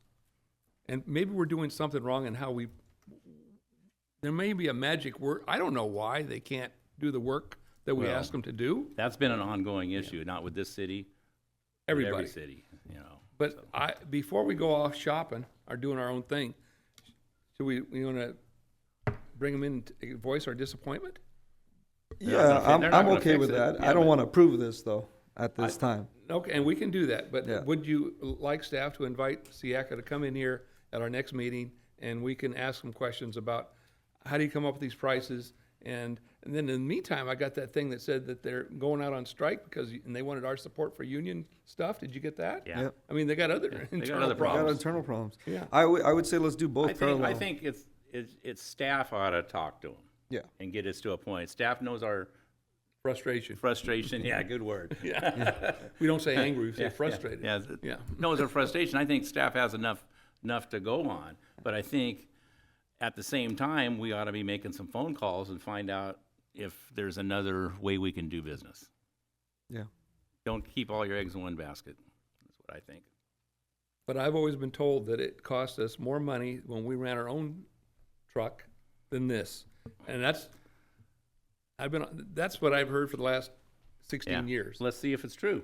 Well, that's why we changed, and I bet it was 25 years ago, 30 years ago that we got rid of our dog catcher. So something's changed. You know, we thought it was cheaper. Obviously, it may have been more efficient, which it was, cheaper, but And the last 10 years haven't been good. there are other associations of animal caring organizations out there that we can maybe engage with. I mean, there's plenty of other avenues. I think the fact of the matter is it's time to have a conversation. No. And I really think the animal world has changed a lot. Yeah. There are a lot of people who their animals they're like their children. I mean, we can't ignore the importance of this. Exactly. Because our citizens depend upon this, especially if they have a death or a sickness. I mean, we need to be attentive to this. But if we're not providing good service and we're complaining about the price of that bad service, we need to make some changes. Amen. But I have another question related to that. In terms of the structure, is there anyone from the city that's part of the board of SEACA? Can we look There's into a that? core group of cities, if you look it up. I know, because that put it together. there's a board. There's a board, but we're kind of ancillary on that. I think we're one-legged stepchildren on that. Can we look into that? How can we get into that? maybe Get in the inner circle? Yeah. maybe the internet needs So, to be well, if all the cities are upset, maybe there needs to be some joint powers agreement with because some we other need cities. we need to have a voice in the SEACA board. But I don't know of any surrounding city that has been pleased with Right. what they're paying for and what they're getting. Who's getting the money? Apparently, they're not giving it to the help either. They're not happy with their wages, so. Well, the complaint was the leadership is getting the money. That was the Fair. complaint from the guy who spoke here. Apparently so. So we're going to we're not going to vote on that tonight. We're going to put it aside. We're going to instruct the staff to see if they can't get them to come in and help answer some of these questions. And in the meantime, we want staff to consider other possibilities. Does that sound right? Sounds good. Okay, sounds good. Okay. See what and- you started, Victor. Animal hater.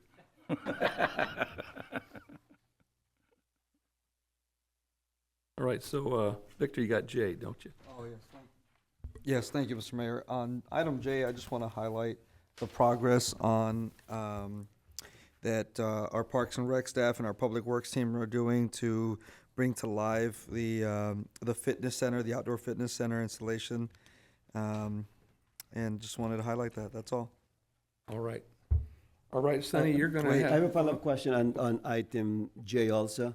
I've asked Director Langorega to show some kind of photos of what we expect to see. Yeah. If you can show that. okay. Oh, you went one step Certainly, further. Honorable Mayor and City Council members, so we just pulled up some of the slides from the schematics that we have from the Recreation Department.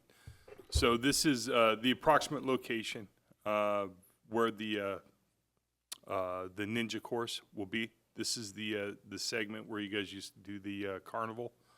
So you have the fencing to the left is the Downey Unified, and then what you can see off to the right is Bellflower Boulevard. Just another look, another angle from it. This is just a couple slides of some of the apparatus that is inclusive in the Ninja Fitness Center. Pretty aggressive stuff, isn't it? Yeah. Yeah. It'll be interesting. They even have a climbing wall there, so. Yep, so that's just some of the photos. The award tonight, the consent item here was to award R.J. Schultz for the installation. So we've actually already bought this equipment. This equipment is actually sitting in the city yard right now. We bought it from the vendor. The vendor didn't have the ability to do the installation the proper way, so we put a bid out, hired the same installer that just did the other playground equipment at Thompson Park. They did a superb job. We were really happy with them. They submitted the bid, so tonight's award, we'll get them all signed on the dotted line with the contract and get this installation going fairly quick. Cool. Okay. Can I interact? Oh. You said that we bought it from the vendor? Yeah, so yeah, and he couldn't, and that vendor can't install it because properly? he is just the vendor. He just sells. He sells. Well, no. But He you said sells but he what sells got me a is you said story. you couldn't So install it properly. He sells a story that this is his and he can turnkey it, but the truth of the matter is he's not a licensed. He is just the vendor. He does right. not have a He's not contractor's insured for the- license. for So the- once we found that out, we had to go Got it. find a correctly licensed contractor to do the install. Gotcha. Can you go back to the but first slide? One more question. Okay, go Can I- ahead. On that, the ramp, the running ramp.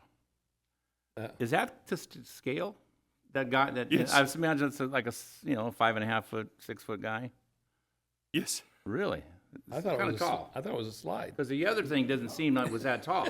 That thing, you got to run up there a lot to get up there. No, Yeah, you really have to run. You know, it's get a really running start. That's high. Yeah, the Ninja That's over course. 12 feet. Yeah, the Ninja course is Yeah. a very popular activity.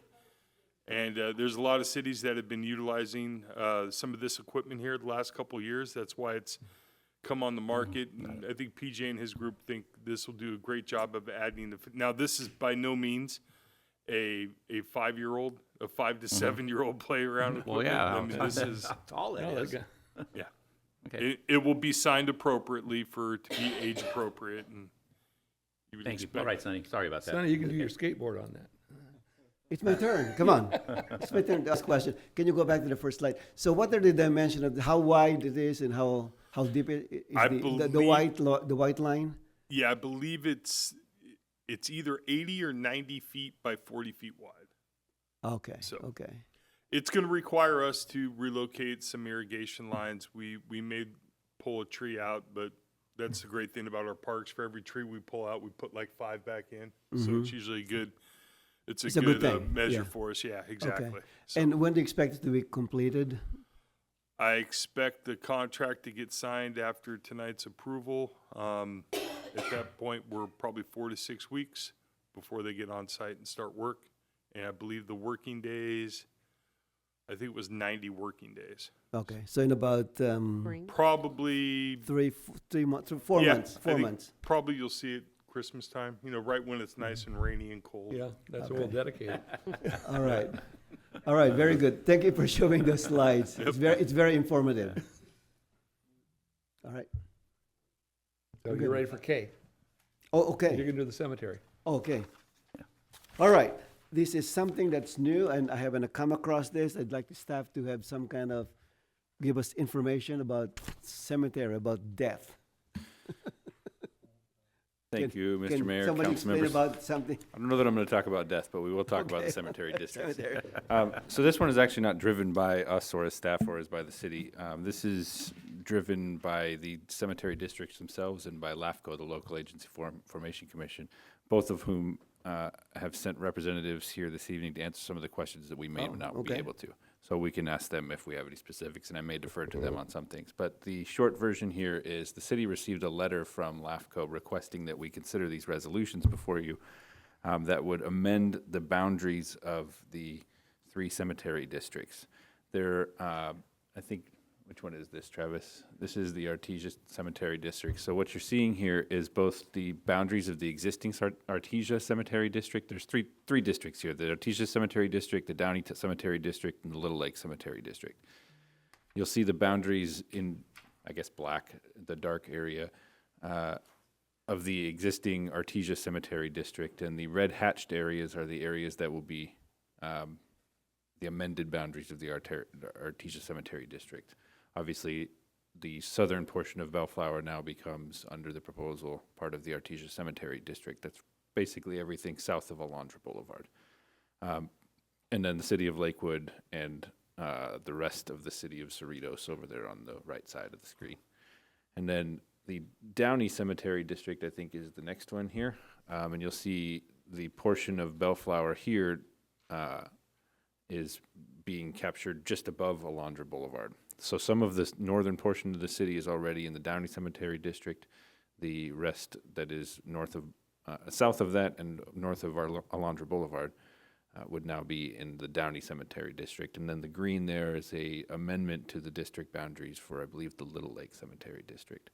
The overall gist here is the cemetery districts are trying to clean up some of the boundaries that are somewhat arbitrary and ensure that as much as possible cities are within a cemetery district. We are one of the few exceptions to that where we're split, but the idea was to make that, if we're going to be split, as much of a clean split as it could be, hence the north of Alondra Boulevard and south of Alondra Boulevard. There's less impact to us with the regard to the Little Lake Cemetery District, but that's the boundary changes. The other piece of this is there is a property tax assessment that goes currently to the cities. Very small. I believe it's in the $380-ish range annually that goes to the city. That would now be going to the cemetery districts, whichever district those properties happen to be in. So the city would be relinquishing that very small tax increment to those districts. That's why the resolutions are before you this evening. Okay. I'll try to answer any questions I can. Otherwise, I'll ask our representatives. The question is, so you said that there's some kind of realignment being done. So how is the city of Bellflower being assigned before this realignment? Defer to our representatives on that one if I can. You have a picture or? Well, go back This to the is Artesia this one. is the So after, right? This is the Artesia Cemetery District. This is actually before and after. So what you see that's not hatched, can you see that on that one? Yeah. You can. That area where Travis is pointing to right now, Okay. that's not hatched. The right side, but not where the one is. The clean areas, if you will, Artesia and Cerritos there. That's all the existing boundaries of the Artesia Cemetery District. All the hatched areas, including that clean area, would now be the new boundaries. Does that make sense? So they're adding those additional territories into the Artesia Cemetery. You mean the black line, that's going to be the new Correct. boundaries? That's the existing boundaries. Oh, existing. Correct. Correct. Oh, So I see. areas 1, 2, and 3 there are what's being annexed into the Artesia Cemetery District, and the same would apply for the Downey Cemetery District. On It the other wasn't map. in the Artesia district before? Correct. Only portions, this is part of the issue, I think, for this, that brought this application forward in the first place, is only portions of cities were in the districts, and some residents were and some residents were not. So in a way, those certain areas were not being serviced by the cemetery? Correct. Oh, okay. I got you. Mr. Mendoza, could you come forward, please? So this is, how many districts is Bellflower in now? 2? I believe And now it's going to go to 4? Answer that. Yep, we've got this is our Artesia Yeah. Cemetery. Yeah. Senator, it's good to see you. Thank you Thanks for having coming me. in. Hello, thank you, Mr. Mayor, council members. Yeah. Yes, we are, right now, Bellflower, if you go to the next district, this is our district, but if you go to the next slide, you'll see the only part that's that the Bellflower has. See that little number 10, that green one, green one? That actually is in Little Lake right now. We're trying to bring it into, because it's just a little piece that's out of, another reason. There's no reason why okay, it's that's in Little Lake that goes all the way to Norwalk, now. Santa Fe Springs. So I don't know who created these maps so long ago. So we're trying to clean it up, bring it into the district. Downey wants to incorporate number 9 and number 10 into Downey, which they don't have right now. Because the only thing they have in Bellflower is, see that where it says Rosecrans? See where right above number 9 and number 10, that's the only piece they have right now in Downey. That's it. You don't have anything else. Your district, your city is not serviced by any cemetery district except that piece right there, and that's for Downey. Number 9, number 10, they want to take into Downey the bottom part of Alondra. We're trying to incorporate into our district. Got it. Okay, that makes sense. Okay. I was thinking the opposite. I'm going, well, it didn't look like it. Okay.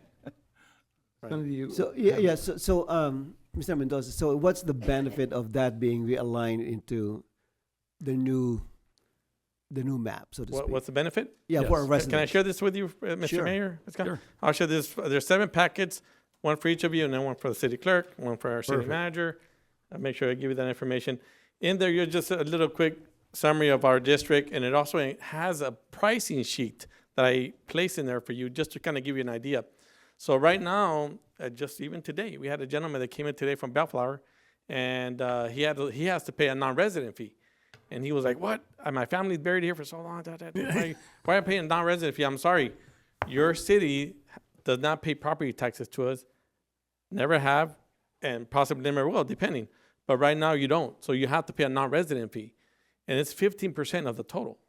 So if it's a certain price, you have to pay 50% on top of that. And so it's, for some family, it's a lot. If you open that up, you see the price sheet, it could be $1,500. And if it's a service that needs to be immediate because somebody passed away, then it could be a couple $1,000s or more. So even though it might cost, you might lose $300 a year on property taxes going forward, because this is basically henceforward. We're not gonna, whatever you're making now, in the past you keep, just going forward. We won't see any realization of income for our district for another 50 years or more. It'll take that long. We're looking at it more as an investment because, yes, we lose money right now. That 15% we're gonna lose just by incorporating your residents into our district. But 50 years from now, 75 years from now, when we start getting that tax increment, maybe that might be an offset where the cemetery will be taken care of by that future tax revenue from those taxes.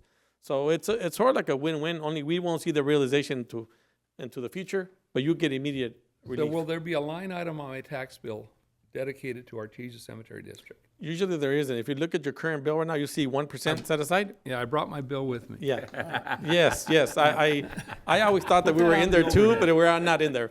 I looked at that bill too, and I was like, where are we at? Well, I did the same thing today, and I cannot see any line for cemetery districts. We all share that 1%. We share that 1%. And from that 1%, all the tax agencies collect from there. So now, going forward, if you were to approve this, we will be a part of I that. want it on the screen. Yeah, I got no secrets. So another question, Mr. Another question. So what if there's any future increase in the cemetery assessment? How will it be done?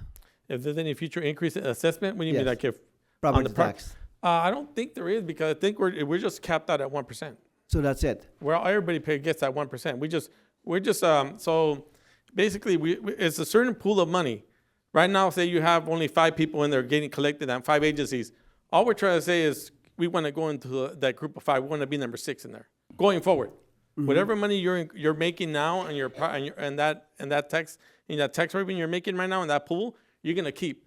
Just anything, any property, any future revenues on that property valuation, then will be a part of that going forward. So the incremental. Right, increment, Okay. future, not in the past or what you're currently making. We can't touch that because that's what you currently have. Okay. It's only the increment going forward, which Look is at very this, I'm tiny. paying 14 grand on that. Yeah. So on the Artesia Cemetery, so are there any? How many more? What's your percentage of occupancy, so to speak? Okay. If I can use the term. I- Terminology. Yeah, thank you. No, I average out that this cemetery has at least another 100 years put to my go. kid's name on there. And the 100 reason, years. yes, the reason is that we've made some changes since I've been there the last 5 years.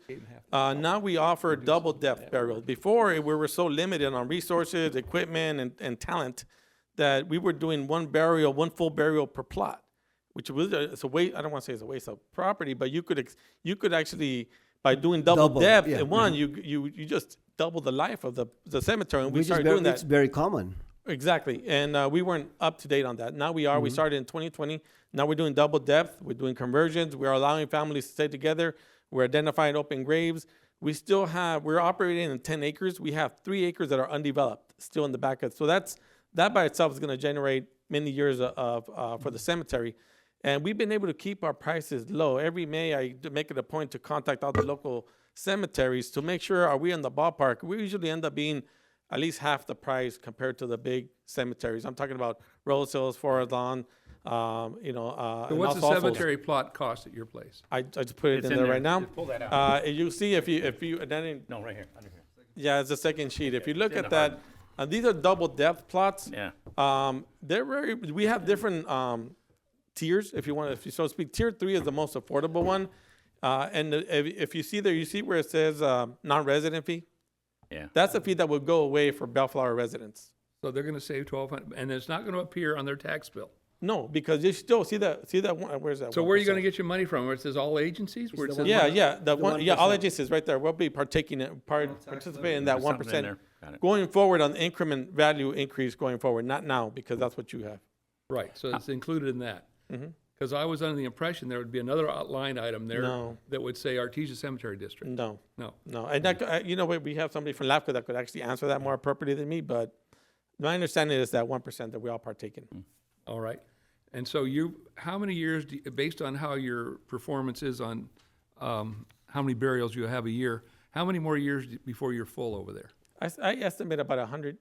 Really? And right now, we actually, we do about 150. When I first got there, we're doing 4 burials a month, more or less. Now we're doing about 14. So we're like increased, just pandemic, with the beautification of the cemetery in itself. And I did bring this, I dropped this off to you for the public. Please come over. We have our open house every year. And we do that purposely so people can know what we're doing. And it's kind of hold us a little bit accountable, because we wouldn't be doing an open house if we were doing something bad or our place looked really ugly. But it is really nice. We're very proud of our place. We just finished installing a brand new niche wall, 400 brand new niches. We put 2 cremation rocks, 44 barrels in each one of those for cremations only. We are doing an ossuary in the back. I didn't know what an ossuary was. I'm sorry. I started working in this industry. So what is it? We don't know either. I won't tell you until you come. No, I'm All just right. kidding. No. Basically, it's sort of like a scattering garden, but it's enclosed in a chamber. So you Okay. go and you scatter all the cremations inside. It's a very low. It's a way to provide low price interments for cremations. So everybody will be jointly interred into one big chamber, and it's going to be very, very inexpensive for them. And because sometimes we're here, we're the last resort. We are here to provide a public service to the residents at a very low cost. And people are like, well, why don't you charge so much? Somebody has to come. They have to personally come to the office and say, we want to make sure you were not committing fraud. Do you have this in writing? And I gave her that paper, and because they kept calling around, and they couldn't believe the prices. good to And be just- true. They thought, yeah, they had to come and come in person. But we provide a service. I don't call it sales, because we get paid no matter what because of property taxes. We provide a service to the public, and our prices are very low because we get property taxes for people. So they come in expecting, I can't afford this. Who's going to take care of this place when we're gone? And that's what we charge an endowment. The endowment is a trust fund set up just for the maintenance, long-term maintenance of the cemetery. When this place is shut down, that endowment will pay for the repairs and the upkeep forever. We don't kick anybody out. Some cemeteries or some places, they probably do, but we don't. But now I want to commend you on how well that cemetery looks, because when you got there, you turned the place around. It was pretty bad. when I No, got but there. I mean, it made a big difference. Yeah. You know, as I've got at least 30 people relatives, all my grandparents are all in there. And so I would get a lot of people say, well, do you have any? I said, I have no jurisdiction over our cemetery, but with time and you coming on staff there, I want to commend you on how well that cemetery looks you, Mr. now. Mayor. I saw concrete curbs and gutters being put in last week. Yeah, well, we I just mean, put and that you're too, doing a yeah. good job over there. Now, because you've expanded the district, does that mean that the board of directors that now you work with, that's chosen from the district that we're now creating, correct? It opens up more opportunities to serve on the board. Right, So, so- we have 5 board. When I first got there, with only 3. We Okay. increased it to 5, and so we try to create a diverse representation on that board. So I try to make the board of supervisors appoints the position, by the way, and people apply or whatever. I try to recommend to the supervisor, look, we try to get people from different cities. Okay. We have somebody from Hawaiian Gardens, we have somebody from Lakewood, we got somebody from Artesia, somebody from Cerritos, and we have somebody from unincorporated LA County, right behind Cerritos College. Well, consider Bellflower as having a representation there if we go I would hope forward. so. Yeah, once you're in the mix and you're part of us, yes. We actually have a portion of South Norwalk, south of Alondra. So we do have a portion of that. That's why it goes along the same boundary. So we do have the southern part as well. But when you got there, I had been told that endowment fund had been depleted. That is correct. When I got there, March of 2019, the endowment fund was $33,000, and we were payroll was very difficult to do in that month of April, the month after, because we were in shambles. It was really bad. What's your endowment got in it now? 1.4 million. Oh, that's we turned that around. I We turned guess that so. around, and unfortunately, the people that were there before were, they were convicted of fraud. Actually, they were convicted of mismanagement of public funds. They pled for felony embezzlement. We turned the place around, and we're probably going to recoup some of that money that was lost. So it'll be So hopefully they had to going give toward it the back? endowment. Whatever they took, they got to Well, if you could get it out of them, that's another fight. But we'll get some of it, a lot more than half, and we'll be able to put that into the endowment and just increase the opportunity for our cemetery to be looking good forever. And if someone wanted to participate in this, you're open for pre-need, where you could go in there and make a deal on burial at a later date. Yeah, You it's don't have to always wait the deal. We don't cut deals, but it's always the deal because our prices but are I much mean- lower. But If you it's buy- set pricing by the board every year. No, but if say I come to your cemetery and I want to buy 2 lots. Correct. I'm going to use this price sheet here. Correct. 3 years from now, another person comes in and wants to buy, and the price changed.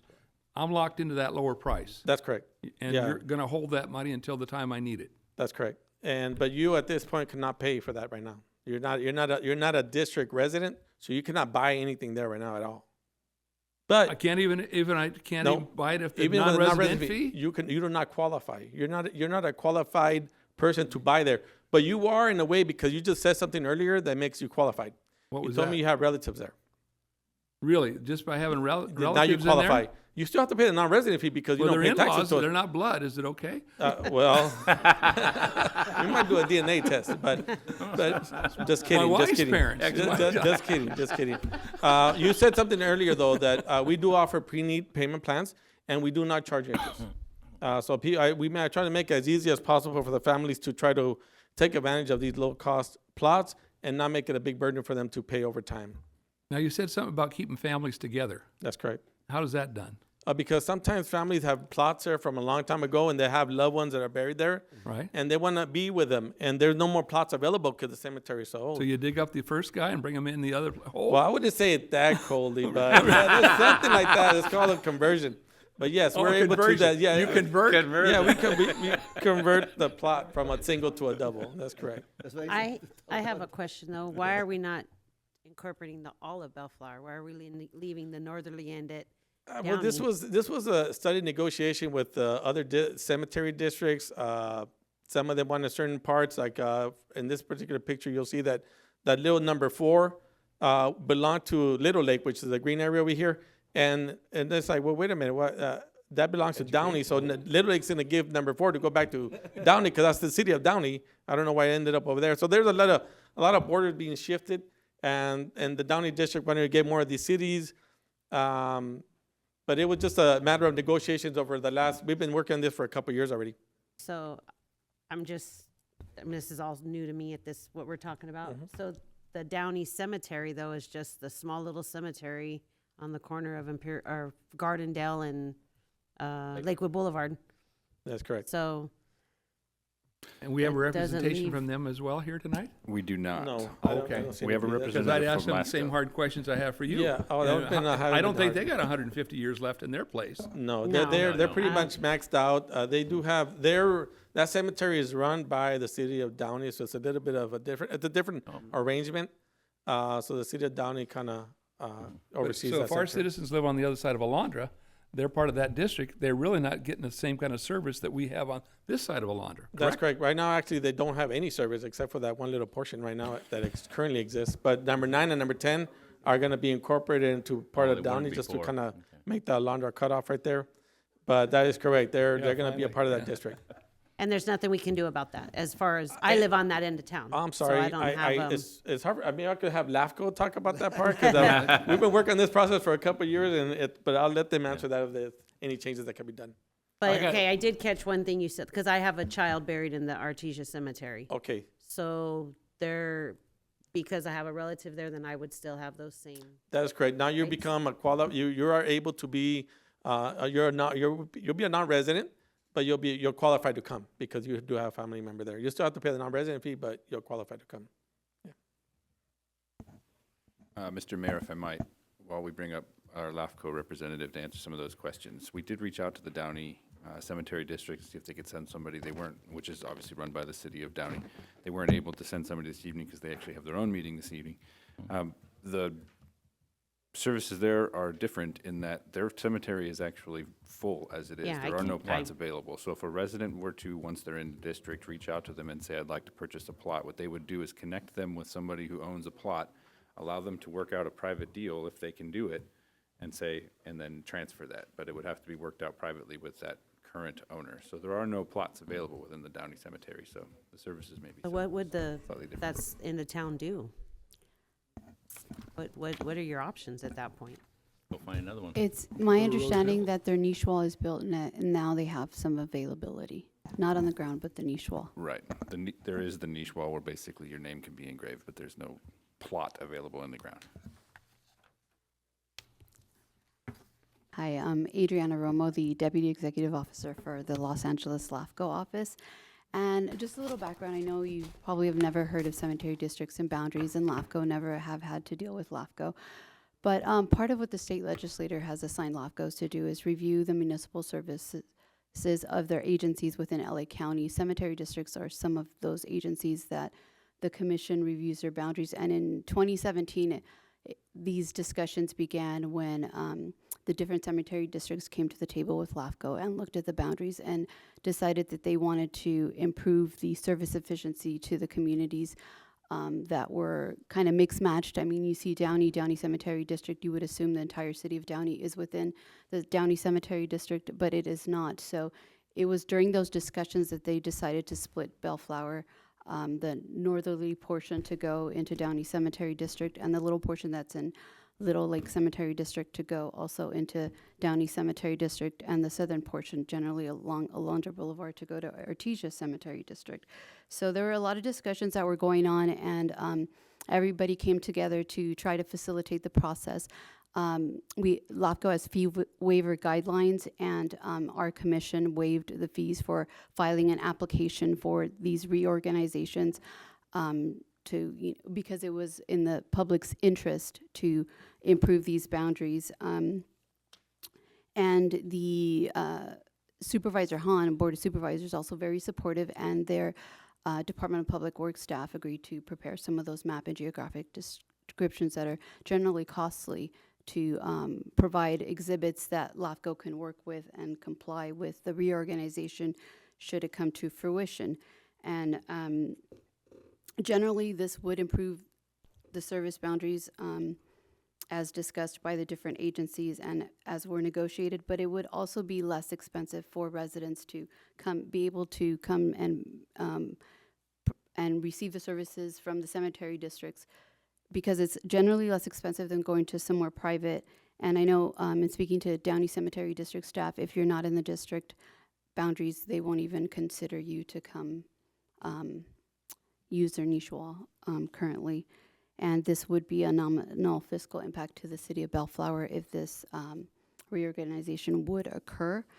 And I know there were some discussions about the tax transfer resolution, and that's a requirement for all reorganizations, annexations that come before LAFCO. There's a tax rate area, that the 1% ad valorem comes from, where all the agencies that your property is overlying in that 1%, and that amount, that portion of the 1% would go to the Downey Cemetery District or the Artesia Cemetery District, but it's very minor because it's not increasing the 1%. It's not a different assessment on your tax bill. It's just a portion of it. And it's directed by the county executive office that requires information from the county auditor and the assessor. And that's how these tax transfer negotiations began. It was through the county executive office that finally came to it and reached out to everyone. And Paul Novak, the executive officer from LAFCO, reached out to all the agencies and reminded them that this was occurring for it to come before LAFCO and the commission. So once this is done, the map and geographic descriptions are finalized, it would be advertised legally and come before the commission if we get that far. There are about 3 cities that have already approved their property tax transfers. There are another about 5 going within the next 2 weeks, and maybe 2 stragglers down into September. But most of the cemetery districts and have approved their tax transfer resolution. So once everything comes together, hopefully by mid-September, we can have more of a estimated timeline on when this would come to the LAFCO Commission. And I'm here for any other questions of council. My question would be that if, you know, basically you split our town in half, Artesia versus Downey, and the Artesia people are going to enjoy the fact that they've got a cemetery they can use. If you live on the other side of Alondra, you don't have that privilege. Now you can, it sounds like, use the Artesia district, but you're going to pay a premium because you're, and that's only if you have a relative already buried there. Only if you have a relative. But you're going to spend that surcharge to be there. So we've divided our town, and it's not equal for all of us in Bellflower are equal. And now we've created something where it's unequal.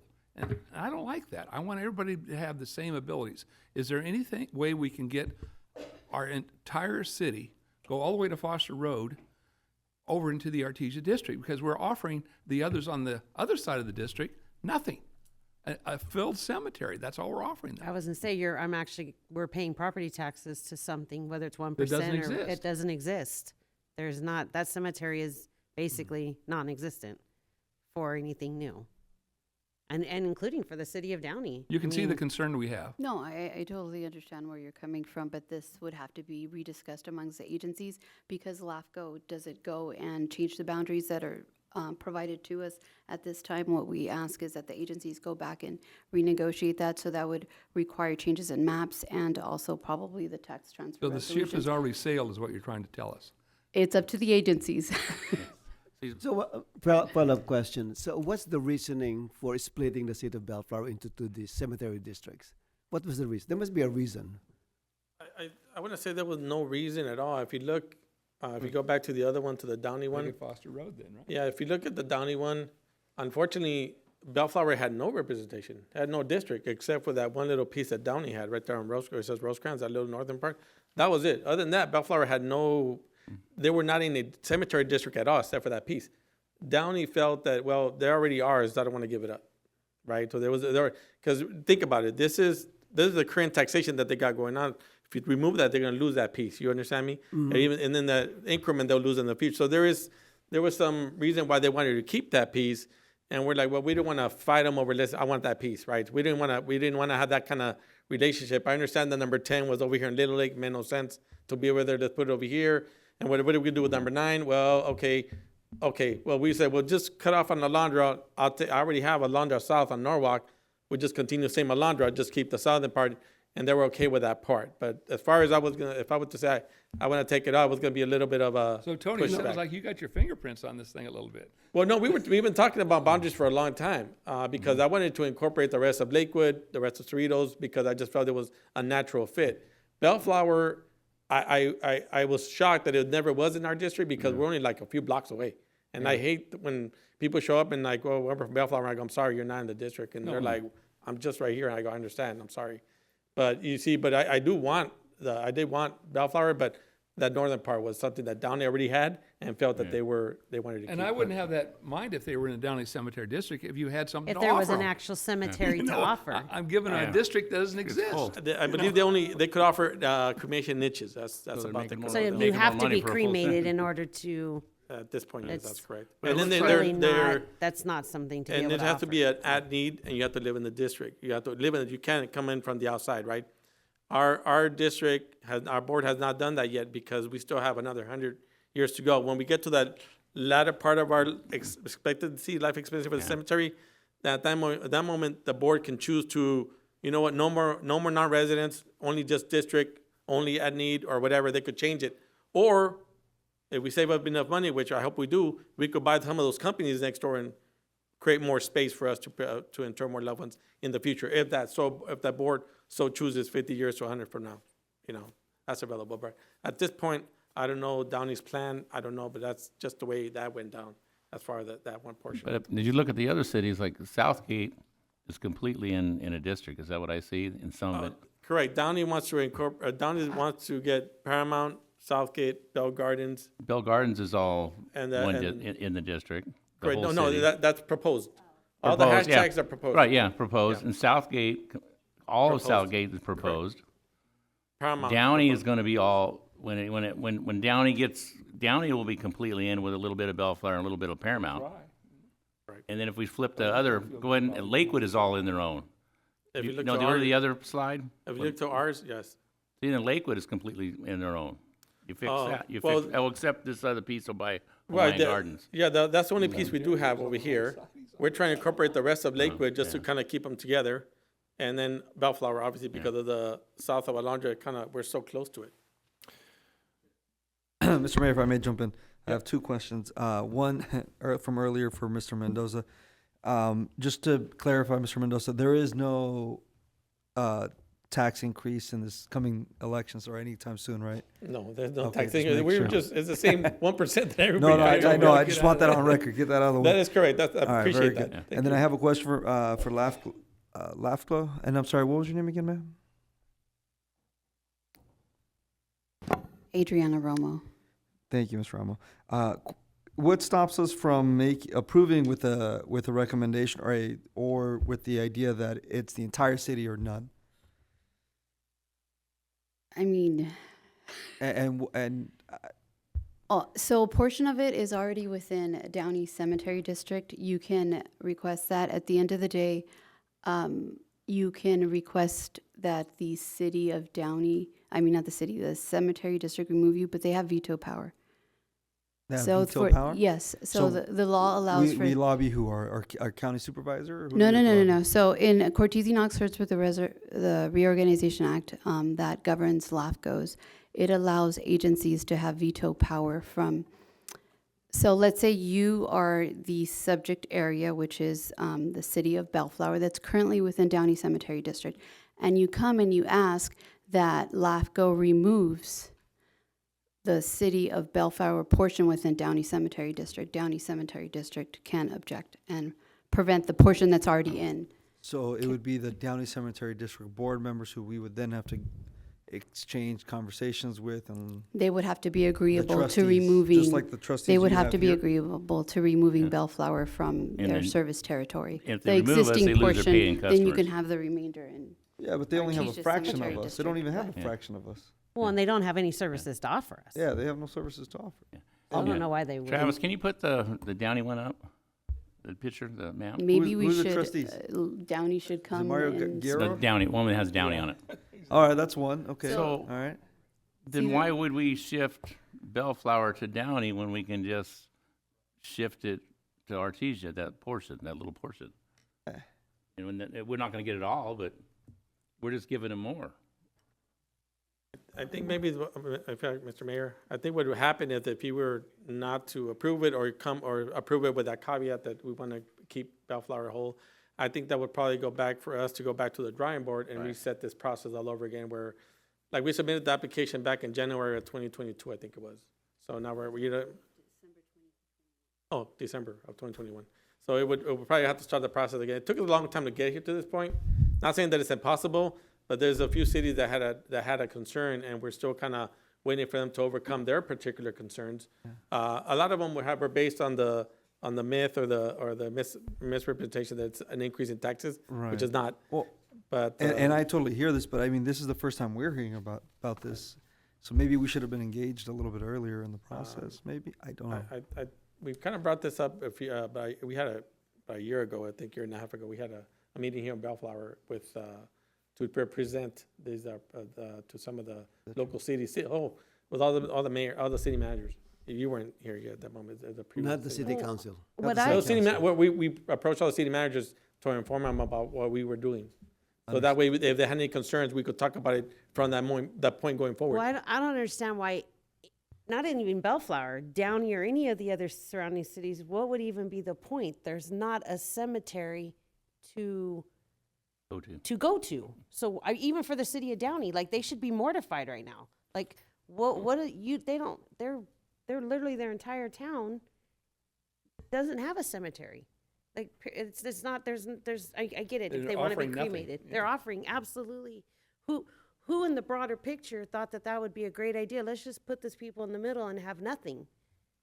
I'm kind of like mortified right now. Like, I didn't even realize this was a thing until I started reading all this, and I'm like, I live on that end of town, so yeah, I'm a little bothered by it, but Yeah. I'm kind of like even more so for the city of Downey. Does it make a difference whether you're a property owner or a renter? Yeah, and like I pay taxes to that. Yeah.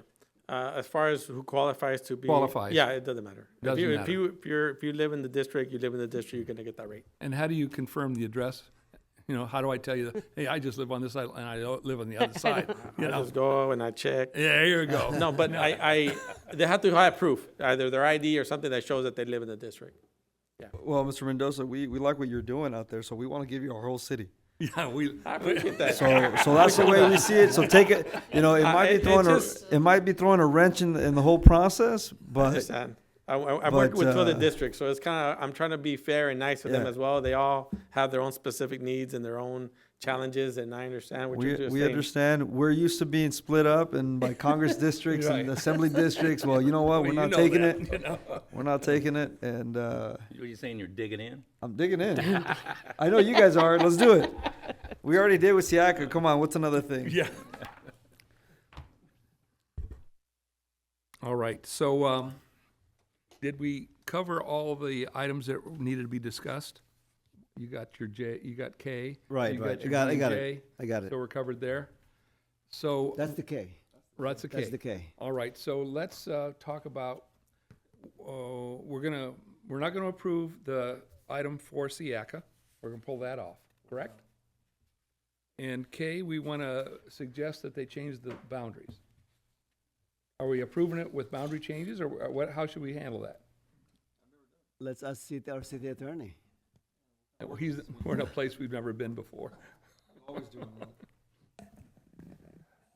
Mr. Mayor, members of the council, the city council certainly can object to the jurisdictional changes. That's a policy call. LAFCO is the only one that can make the actual official change, or make the changes official, I should say, put it that way. But the council can certainly object to it, and there's a process by which we would appeal it, and that's certainly something that you can do. You can do it for any reason. Really, the issue is, you know, there's a change in tax base of approximately $400. I think it's $382 and change. So. But it's more than the dollars. It's more than the dollars. It's more of I the understand. availability of service. Exactly. to our Totally residents. understand. Totally Exactly. understand. I agree with that. Exactly. It's the And availability. the dollars is of nothing. service. It's less than $400. I mean, For us as a city, it's nothing. I agree. So the legal answer to your question is yes, you can object. So then we do not approve that item, and we do what you said, send Correct. the letter? We'll take it from there. If you decide not to approve the jurisdictional change, then we'll take it from there. Or can we do a subject to Yes, subject the to. change in the jurisdiction? That way, it gives them the leeway to move So forward. they know that we are approving it as long as Bellflower is in just one district. It took them 4 years to get to this point. They might accept it and let it should go. not- We It might should be be in easier. It should be Artesia easier. Cemetery by the time we get this Yeah. figured out.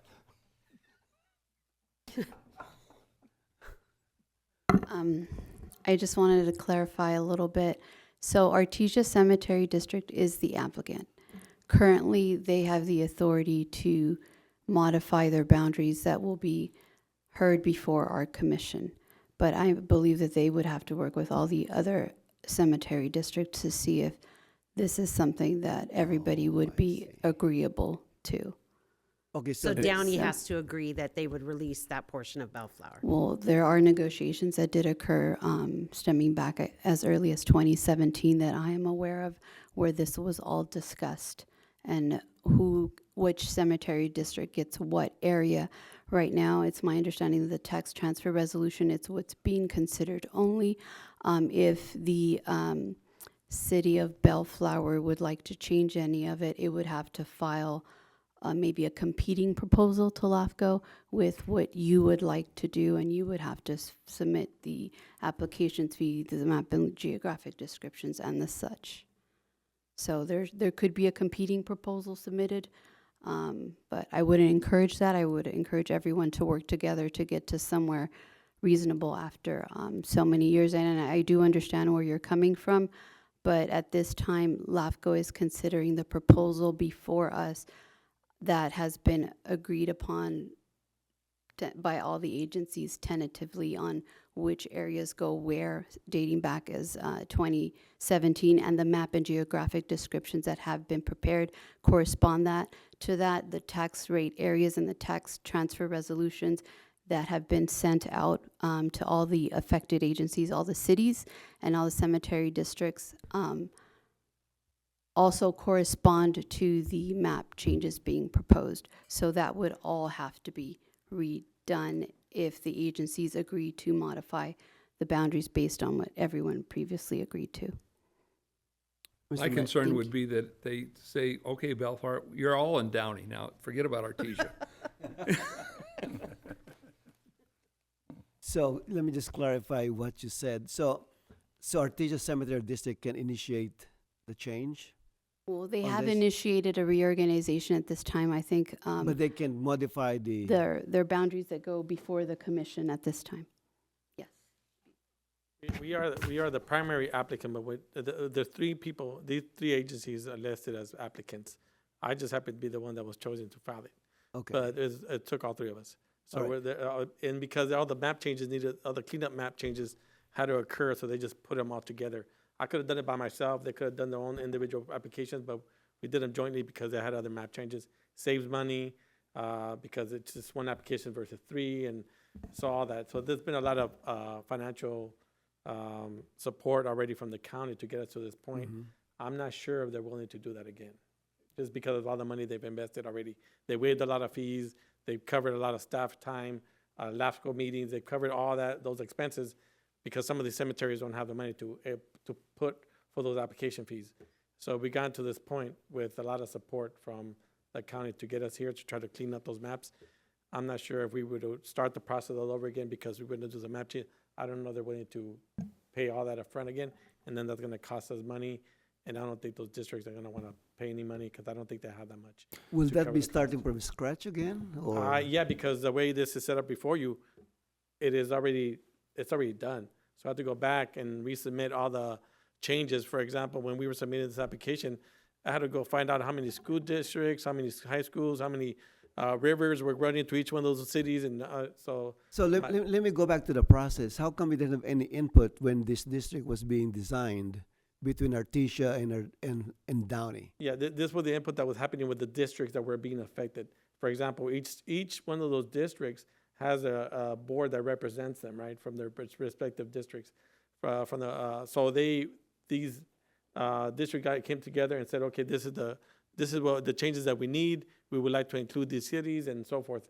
And that's the conversation that occurred. But without any input from the city? That is correct to a certain extent. If I might clarify, when it comes to the boundaries, we have very little discretion over these things. When it comes to the property tax revenue received, we have the authority to negotiate over that revenue. What's before you this evening is really the resolutions authorizing the transfer of the property taxes, making those adjustments. It's not really the Not about authority to boundaries. approve the boundaries. So when we're negotiating with them, what we're really negotiating is that tax increment and how that plays out. We're not necessarily negotiating the boundaries. That's a little bit out of our control. Isn't this tax increment based on the boundary? Based on the boundaries, yeah. Right, but we're negotiating over the revenue portion of that. We're not necessarily negotiating over the boundaries. I know, but it's As depend on the boundary. Keep in mind, you have a portion of the city that's already within the Downey Cemetery District. We have no authority to negotiate over that portion Right. because that tax But- revenue is already going to the Downey Cemetery District. Those portions of the city that are in no district currently, we have the authority to negotiate over that tax increment going forward. Does that make sense? Right, well, why would we want to give up more Bellflower? So for the that, county? for that instance, for that short red part north of Alondra and south of, I can't see what street that is on there. Somerset. South of Somerset. Somerset. That's the portion that's being added into the Downey Cemetery Right. District that we would have authority to negotiate over. For the Yes. Artesia Cemetery District, everything south of that, we would have authority to negotiate over the tax increment, not necessarily the boundaries themselves, but the implications associated with those boundaries. i.e. where's that tax revenue going, and do we want to maintain some of that tax revenue, and for what purpose? In this case, that tax revenue is something to the tune of $380-ish, so minor revenue, Right, but real minor. large implications, obviously. I just want to clarify, it's not necessarily the boundaries that we're talking about. From our perspective as the city, it's the tax increment. For those two little squares. For those, well, 9 really and for 10 everything squares. south of Everything Somerset. south of Alondra and Alondra, everything yeah. above Somerset. Right, 9 and 10. pretty No, much. above them. Above them. Yeah, Okay. so the non-numbered Oh, ones. okay, the This non-number, okay, that and there, this. okay. So No, we- no, hold on. Anything between Alondra and Somerset, that 9 is and 10. going, that is being annexed into the Downey Cemetery District. Right. Anything south of Alondra is being annexed into the Artesia Cemetery District. So this is already paying into Downey. Correct. That's always been that way. Correct. Oh, Yeah. okay. And we have no authority over because that's Right. already that way. That's been that But way. then they're saying give 9 and 10 also to Downey, who has correct. no cemetery. Why should we Except- make it bigger? Except Yeah. 10 is also currently in the Little And Lake in District. nothing, it's in no man's land. No, actually, 10 is in the Little Lake Cemetery Oh, the District. Little Lake Cemetery, And okay. going to Downey. So yes, Right. you are making Downey bigger, but it's that smaller portion. We're adding And it's- more of nothing for these two. And it's the this- tax revenue If associated we with just it kept that those two we're- squares Right. in the Artesia district. They're not in the Artesia District. I know, but if we Keep them out really completely. don't give them to Downey, then negotiate to get, to get them into Artesia. Some's better than. It's only we're the not gonna get revenue whole portion city. of it that Yeah. we're negotiating, Right. not necessarily. That's why I'm trying to clarify. It's not necessarily the boundaries that we have Money. authority over. It's the money portion, correct? And it's, as Mr. Mendoza said, it's the breakout of that 1% tax. So it's not an additional amount going. Right. The resident is paying $1 and it's being split up. The resident will still be paying $1 and it's being split up. Having said that, you could make the argument, one could make the argument, that that resident is now paying a very small portion of that dollar to the city of Bellflower for ostensibly some beneficial purpose. If they are not receiving the benefit of that very small portion, they may not be getting that benefit. So that's the argument I think you're trying Has there ever been a talk of eliminating the Downey Cemetery District? I mean, because somebody should be ashamed that they're allowing that still to be. Well, that's one of the reasons why the city is running it, because they take pride in their cemetery. They want to make it look good. And it looks very nice. They build a niche wall to accommodate at least for cremations. So the city is taking taking their responsibility very seriously, and so they've been kind of embracing it and doing events there and so forth. But I mean, they're landlocked and they really can't go anywhere. So Is the Downey Cemetery older than the Artesia Cemetery? probably about the same. Our Same. first burials were in the 1860s. They're probably around the same. Probably Same thing, Yeah, okay. that's what I'm thinking. I think we should take what we can get, I guess. All right. And you could always come to the commission and voice your opinions once the tax transfer resolution is approved. Because once the tax transfer goes, it can go before the commission. That's another opportunity for the city to voice their position on it as well. Well, I got a question on that. Instead of doing that, I mean, just in hindsight, why didn't LAFCO reach out to Bellflower for input? They did the city managers, it sounds Talk like. to our city manager, apparently. They did. Yeah. Back in 2017, I was informed that all parties came to the table and discussed this. I'm not sure who represented Bellflower at that time. I'm sorry, I'm not aware of And who. To for be the city. fair, I think all of the cities are having these very same conversations. I've spoken to other city managers who have been around for that period of time, and they're having these very same conversations and have the same questions, so. So they were not engaged back then. They may have been engaged, but questions remain. Mr. Mayor, if I may ask a question to our city attorney. So what's a yes vote here and a no vote? If we vote no, what does that do? That's really what, at this point. If the city council votes no, that means you're not approving the tax reallocation, which as a practical matter, you're not approving the annexation or the reorganization of the cemetery districts. Okay. That's the practical implication. The legal implication is you're not approving the tax revenue sharing deal. And of course, it's not about the $300 or whatever it is. It's about the message. Understood. Well, it's about the service to our residents. Well, that Sure. too. Not, Well, I mean, to me, that's the most important thing. well, that's what I mean. Yeah. That's the message that we're sending. So the bottom line is, I mean, in terms of practical implication, we keep the $300. I don't think we'd- that's almost nothing. We wouldn't be talking about this if Downey wasn't full. Right, Right. exactly. That's, If service available to them. Yeah, if then- they have services available. Yeah. Mr. Mayor, And to play devil's advocate, you could argue also that those residents currently are receiving no service whatsoever. And so the very minor service that they may be receiving from Downey Cemetery District is a very minor benefit, if one wants to call it that. And then just to clarify, regardless of what we vote on, south of Alondra will still go into the Artesia Cemetery. Well, what you would, if you didn't approve these, you would be not approving the Keep it the tax same. allocation Well, no, resolutions. We'd have nothing. So You'd have nothing. correct. So our residents will not be part of the district. That's the The bottom question line. is, does half What- of our city benefit or the other half? Is Well, it half empty, half Half full? is better than nothing. Half is better than nothing. Can we ask? Can I ask Mr. Mendoza for one question? Not really. I'll be blunt, Mr. Mendoza. Please do. Do you want the whole Bellflower be part of Artesia I Cemetery love District? Bellflower. I want all of Bellflower. Yeah. No, There you it's go. in reality, it's kind of hard because I understand what the rest of the other districts. Remember, these are districts that depend on that tax revenue, right? And 50 years from now, when they have no services at all, that tax revenue is going to be needed to upkeep and keep that cemetery nice and respectful for the families to visit. I get it. For me, we're in a different situation. Obviously, we're fortunate enough to still have some capacity and continue to operate and provide services. I see where they wanted to keep their part of the district, and we have to kind of just take whatever we could keep from them. But yeah, if we were to send this back and say we're not approving it, I wish we could go back and redraw it. The only problem is that who's going to pay for those expenses, because it did take a lot of time and money to have the commission go through it, and the county absorbed a lot of those costs, and I don't think they'll do it again. They were very gracious on doing it. So we're gonna go back to Supervisor Han Yeah, for a second or round? LAFCO or anybody else for that matter to kind of help the three districts come together and make this happen. I can't speak for that, but one thing, but going forward, I know that I don't know what LAFCO can answer at this moment. I could talk to the CEO about it, but I mean, I don't know if any changes can occur. I don't know if we could make any changes at this time, because all the other cities that already approved this, and there's only like 3 cities left or something, or 4 out of the, I think like 10 or something, or whatever.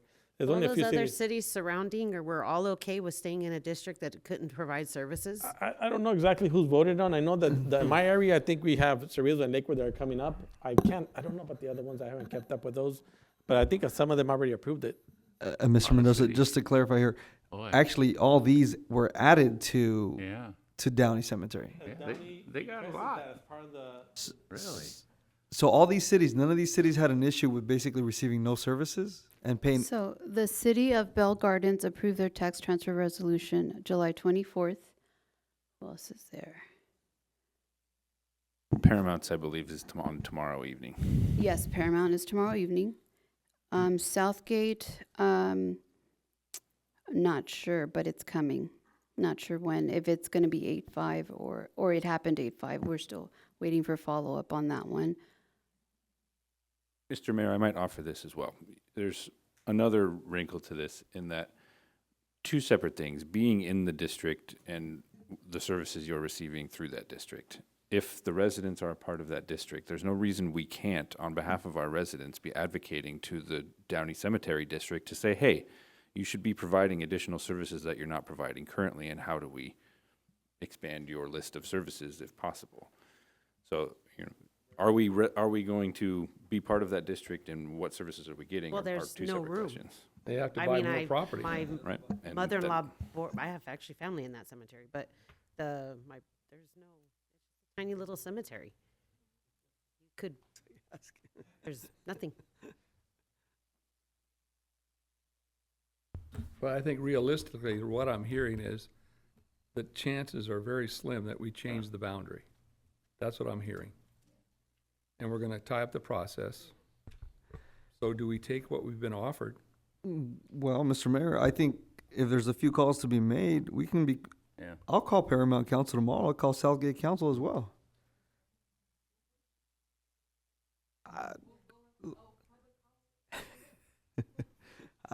But I think it's shameful that they're actually Why don't we just proposing to go into a hold? district that doesn't have. I'm brave today, you know, the whole Siaka thing, we're good. Yeah. You know, I just, just think push the it's- boundaries, They're gonna change stick a things dog up, on you you. know? I just think it's I shameful. think Why the don't main we- problem, right, let me just say, the Let's main put problem, it on right, as hold. Mr. Mendoza mentioned, is the cost of redoing the process again. That is the Yeah. thing. Yeah. I said, can we reach out to Supervisor Hunt again? Yeah. I mean, she funded the first round, right? Everybody kind of funded. LAFCO did a lot on their own. Supervisor helped with those costs, with application costs. Again, our districts are not that well off, so it really helped us to kind of get our feet going here to get this process going. So, and it can be expensive. I'm not sure exactly what the dollars are, but I know it was expensive to kind of file, and that's what we did one application so to keep the cost low instead of 3. And that's the only really. But Why don't it's we hard for me to say how table much it would be. Table it for 2 weeks and do some investigation and I agree. I. I'll make a motion to Things look a postpone little it. bit over I my would head, second it. But I definitely see Tony's point. Yeah. Yeah, no, I get it. We want Mr. Mendoza. We're gonna see what we can do. All right, so on the consent calendar, we're gonna vote on it now, and we're gonna take out K. That's the one dealing with what we're talking about, cemeteries. We need a vote to do that, I think. And then D. So do you want to vote to take out D and K as a separate entity, and then No, we'll go just forward? say- We'll just approve this consent calendar except D and Okay, K. okay, accept. All right, okay, and yeah. I abstain, and Coops abstains from I. I think it was. Yes, I'm out on I. So who'd like to make a motion? So I'll that make a reflects that? motion for the city council to approve the consent calendar except D and K. I second that. All right, so you have the motion by Councilmember Sonny Santinez, supported by Councilmember Victor Sanchez. Please poll the council. Councilmember Sanchez, Aye. Councilmember Santinas, Aye. Mayor Pro Tem Dutton, Aye. Councilmember Morse, Aye. Mayor Coops. Aye. Council reports. Wendy, we got you going. You got anything to say? No, I think I've said enough. Mr. Dutton? No, I'm done. Mr. Sanchez? Yes, thank you, Mr. Mayor. I just want to, in layman's term, just kind of really quick, briefly go over what we were able to do today in closed session that our city attorney reported out. You know, we're taking action to remedy multiple items that are impacting the Artesia and the Virginia corridor. Residents there have been, you know, very vocal about about the issues by surrounding and adjacent properties. And so I just want to highlight that today we took action on that. Of course, it's still a legal item, so we can't go into the details and specifics, but I wanted to tell the residents that that this body, you as mayor and this body as a whole and the city staff are working hard to improve that intersection. So that's it, Mr. Mayor. Thank you. Thank you. Mr. Santinez? I have no comment for this evening, Mr. Mayor. Thank you. All right. So we're going to adjourn this regular meeting of the Bellflower City Council to 5:30 p.m. on Monday, August 26, 2024. We're adjourned.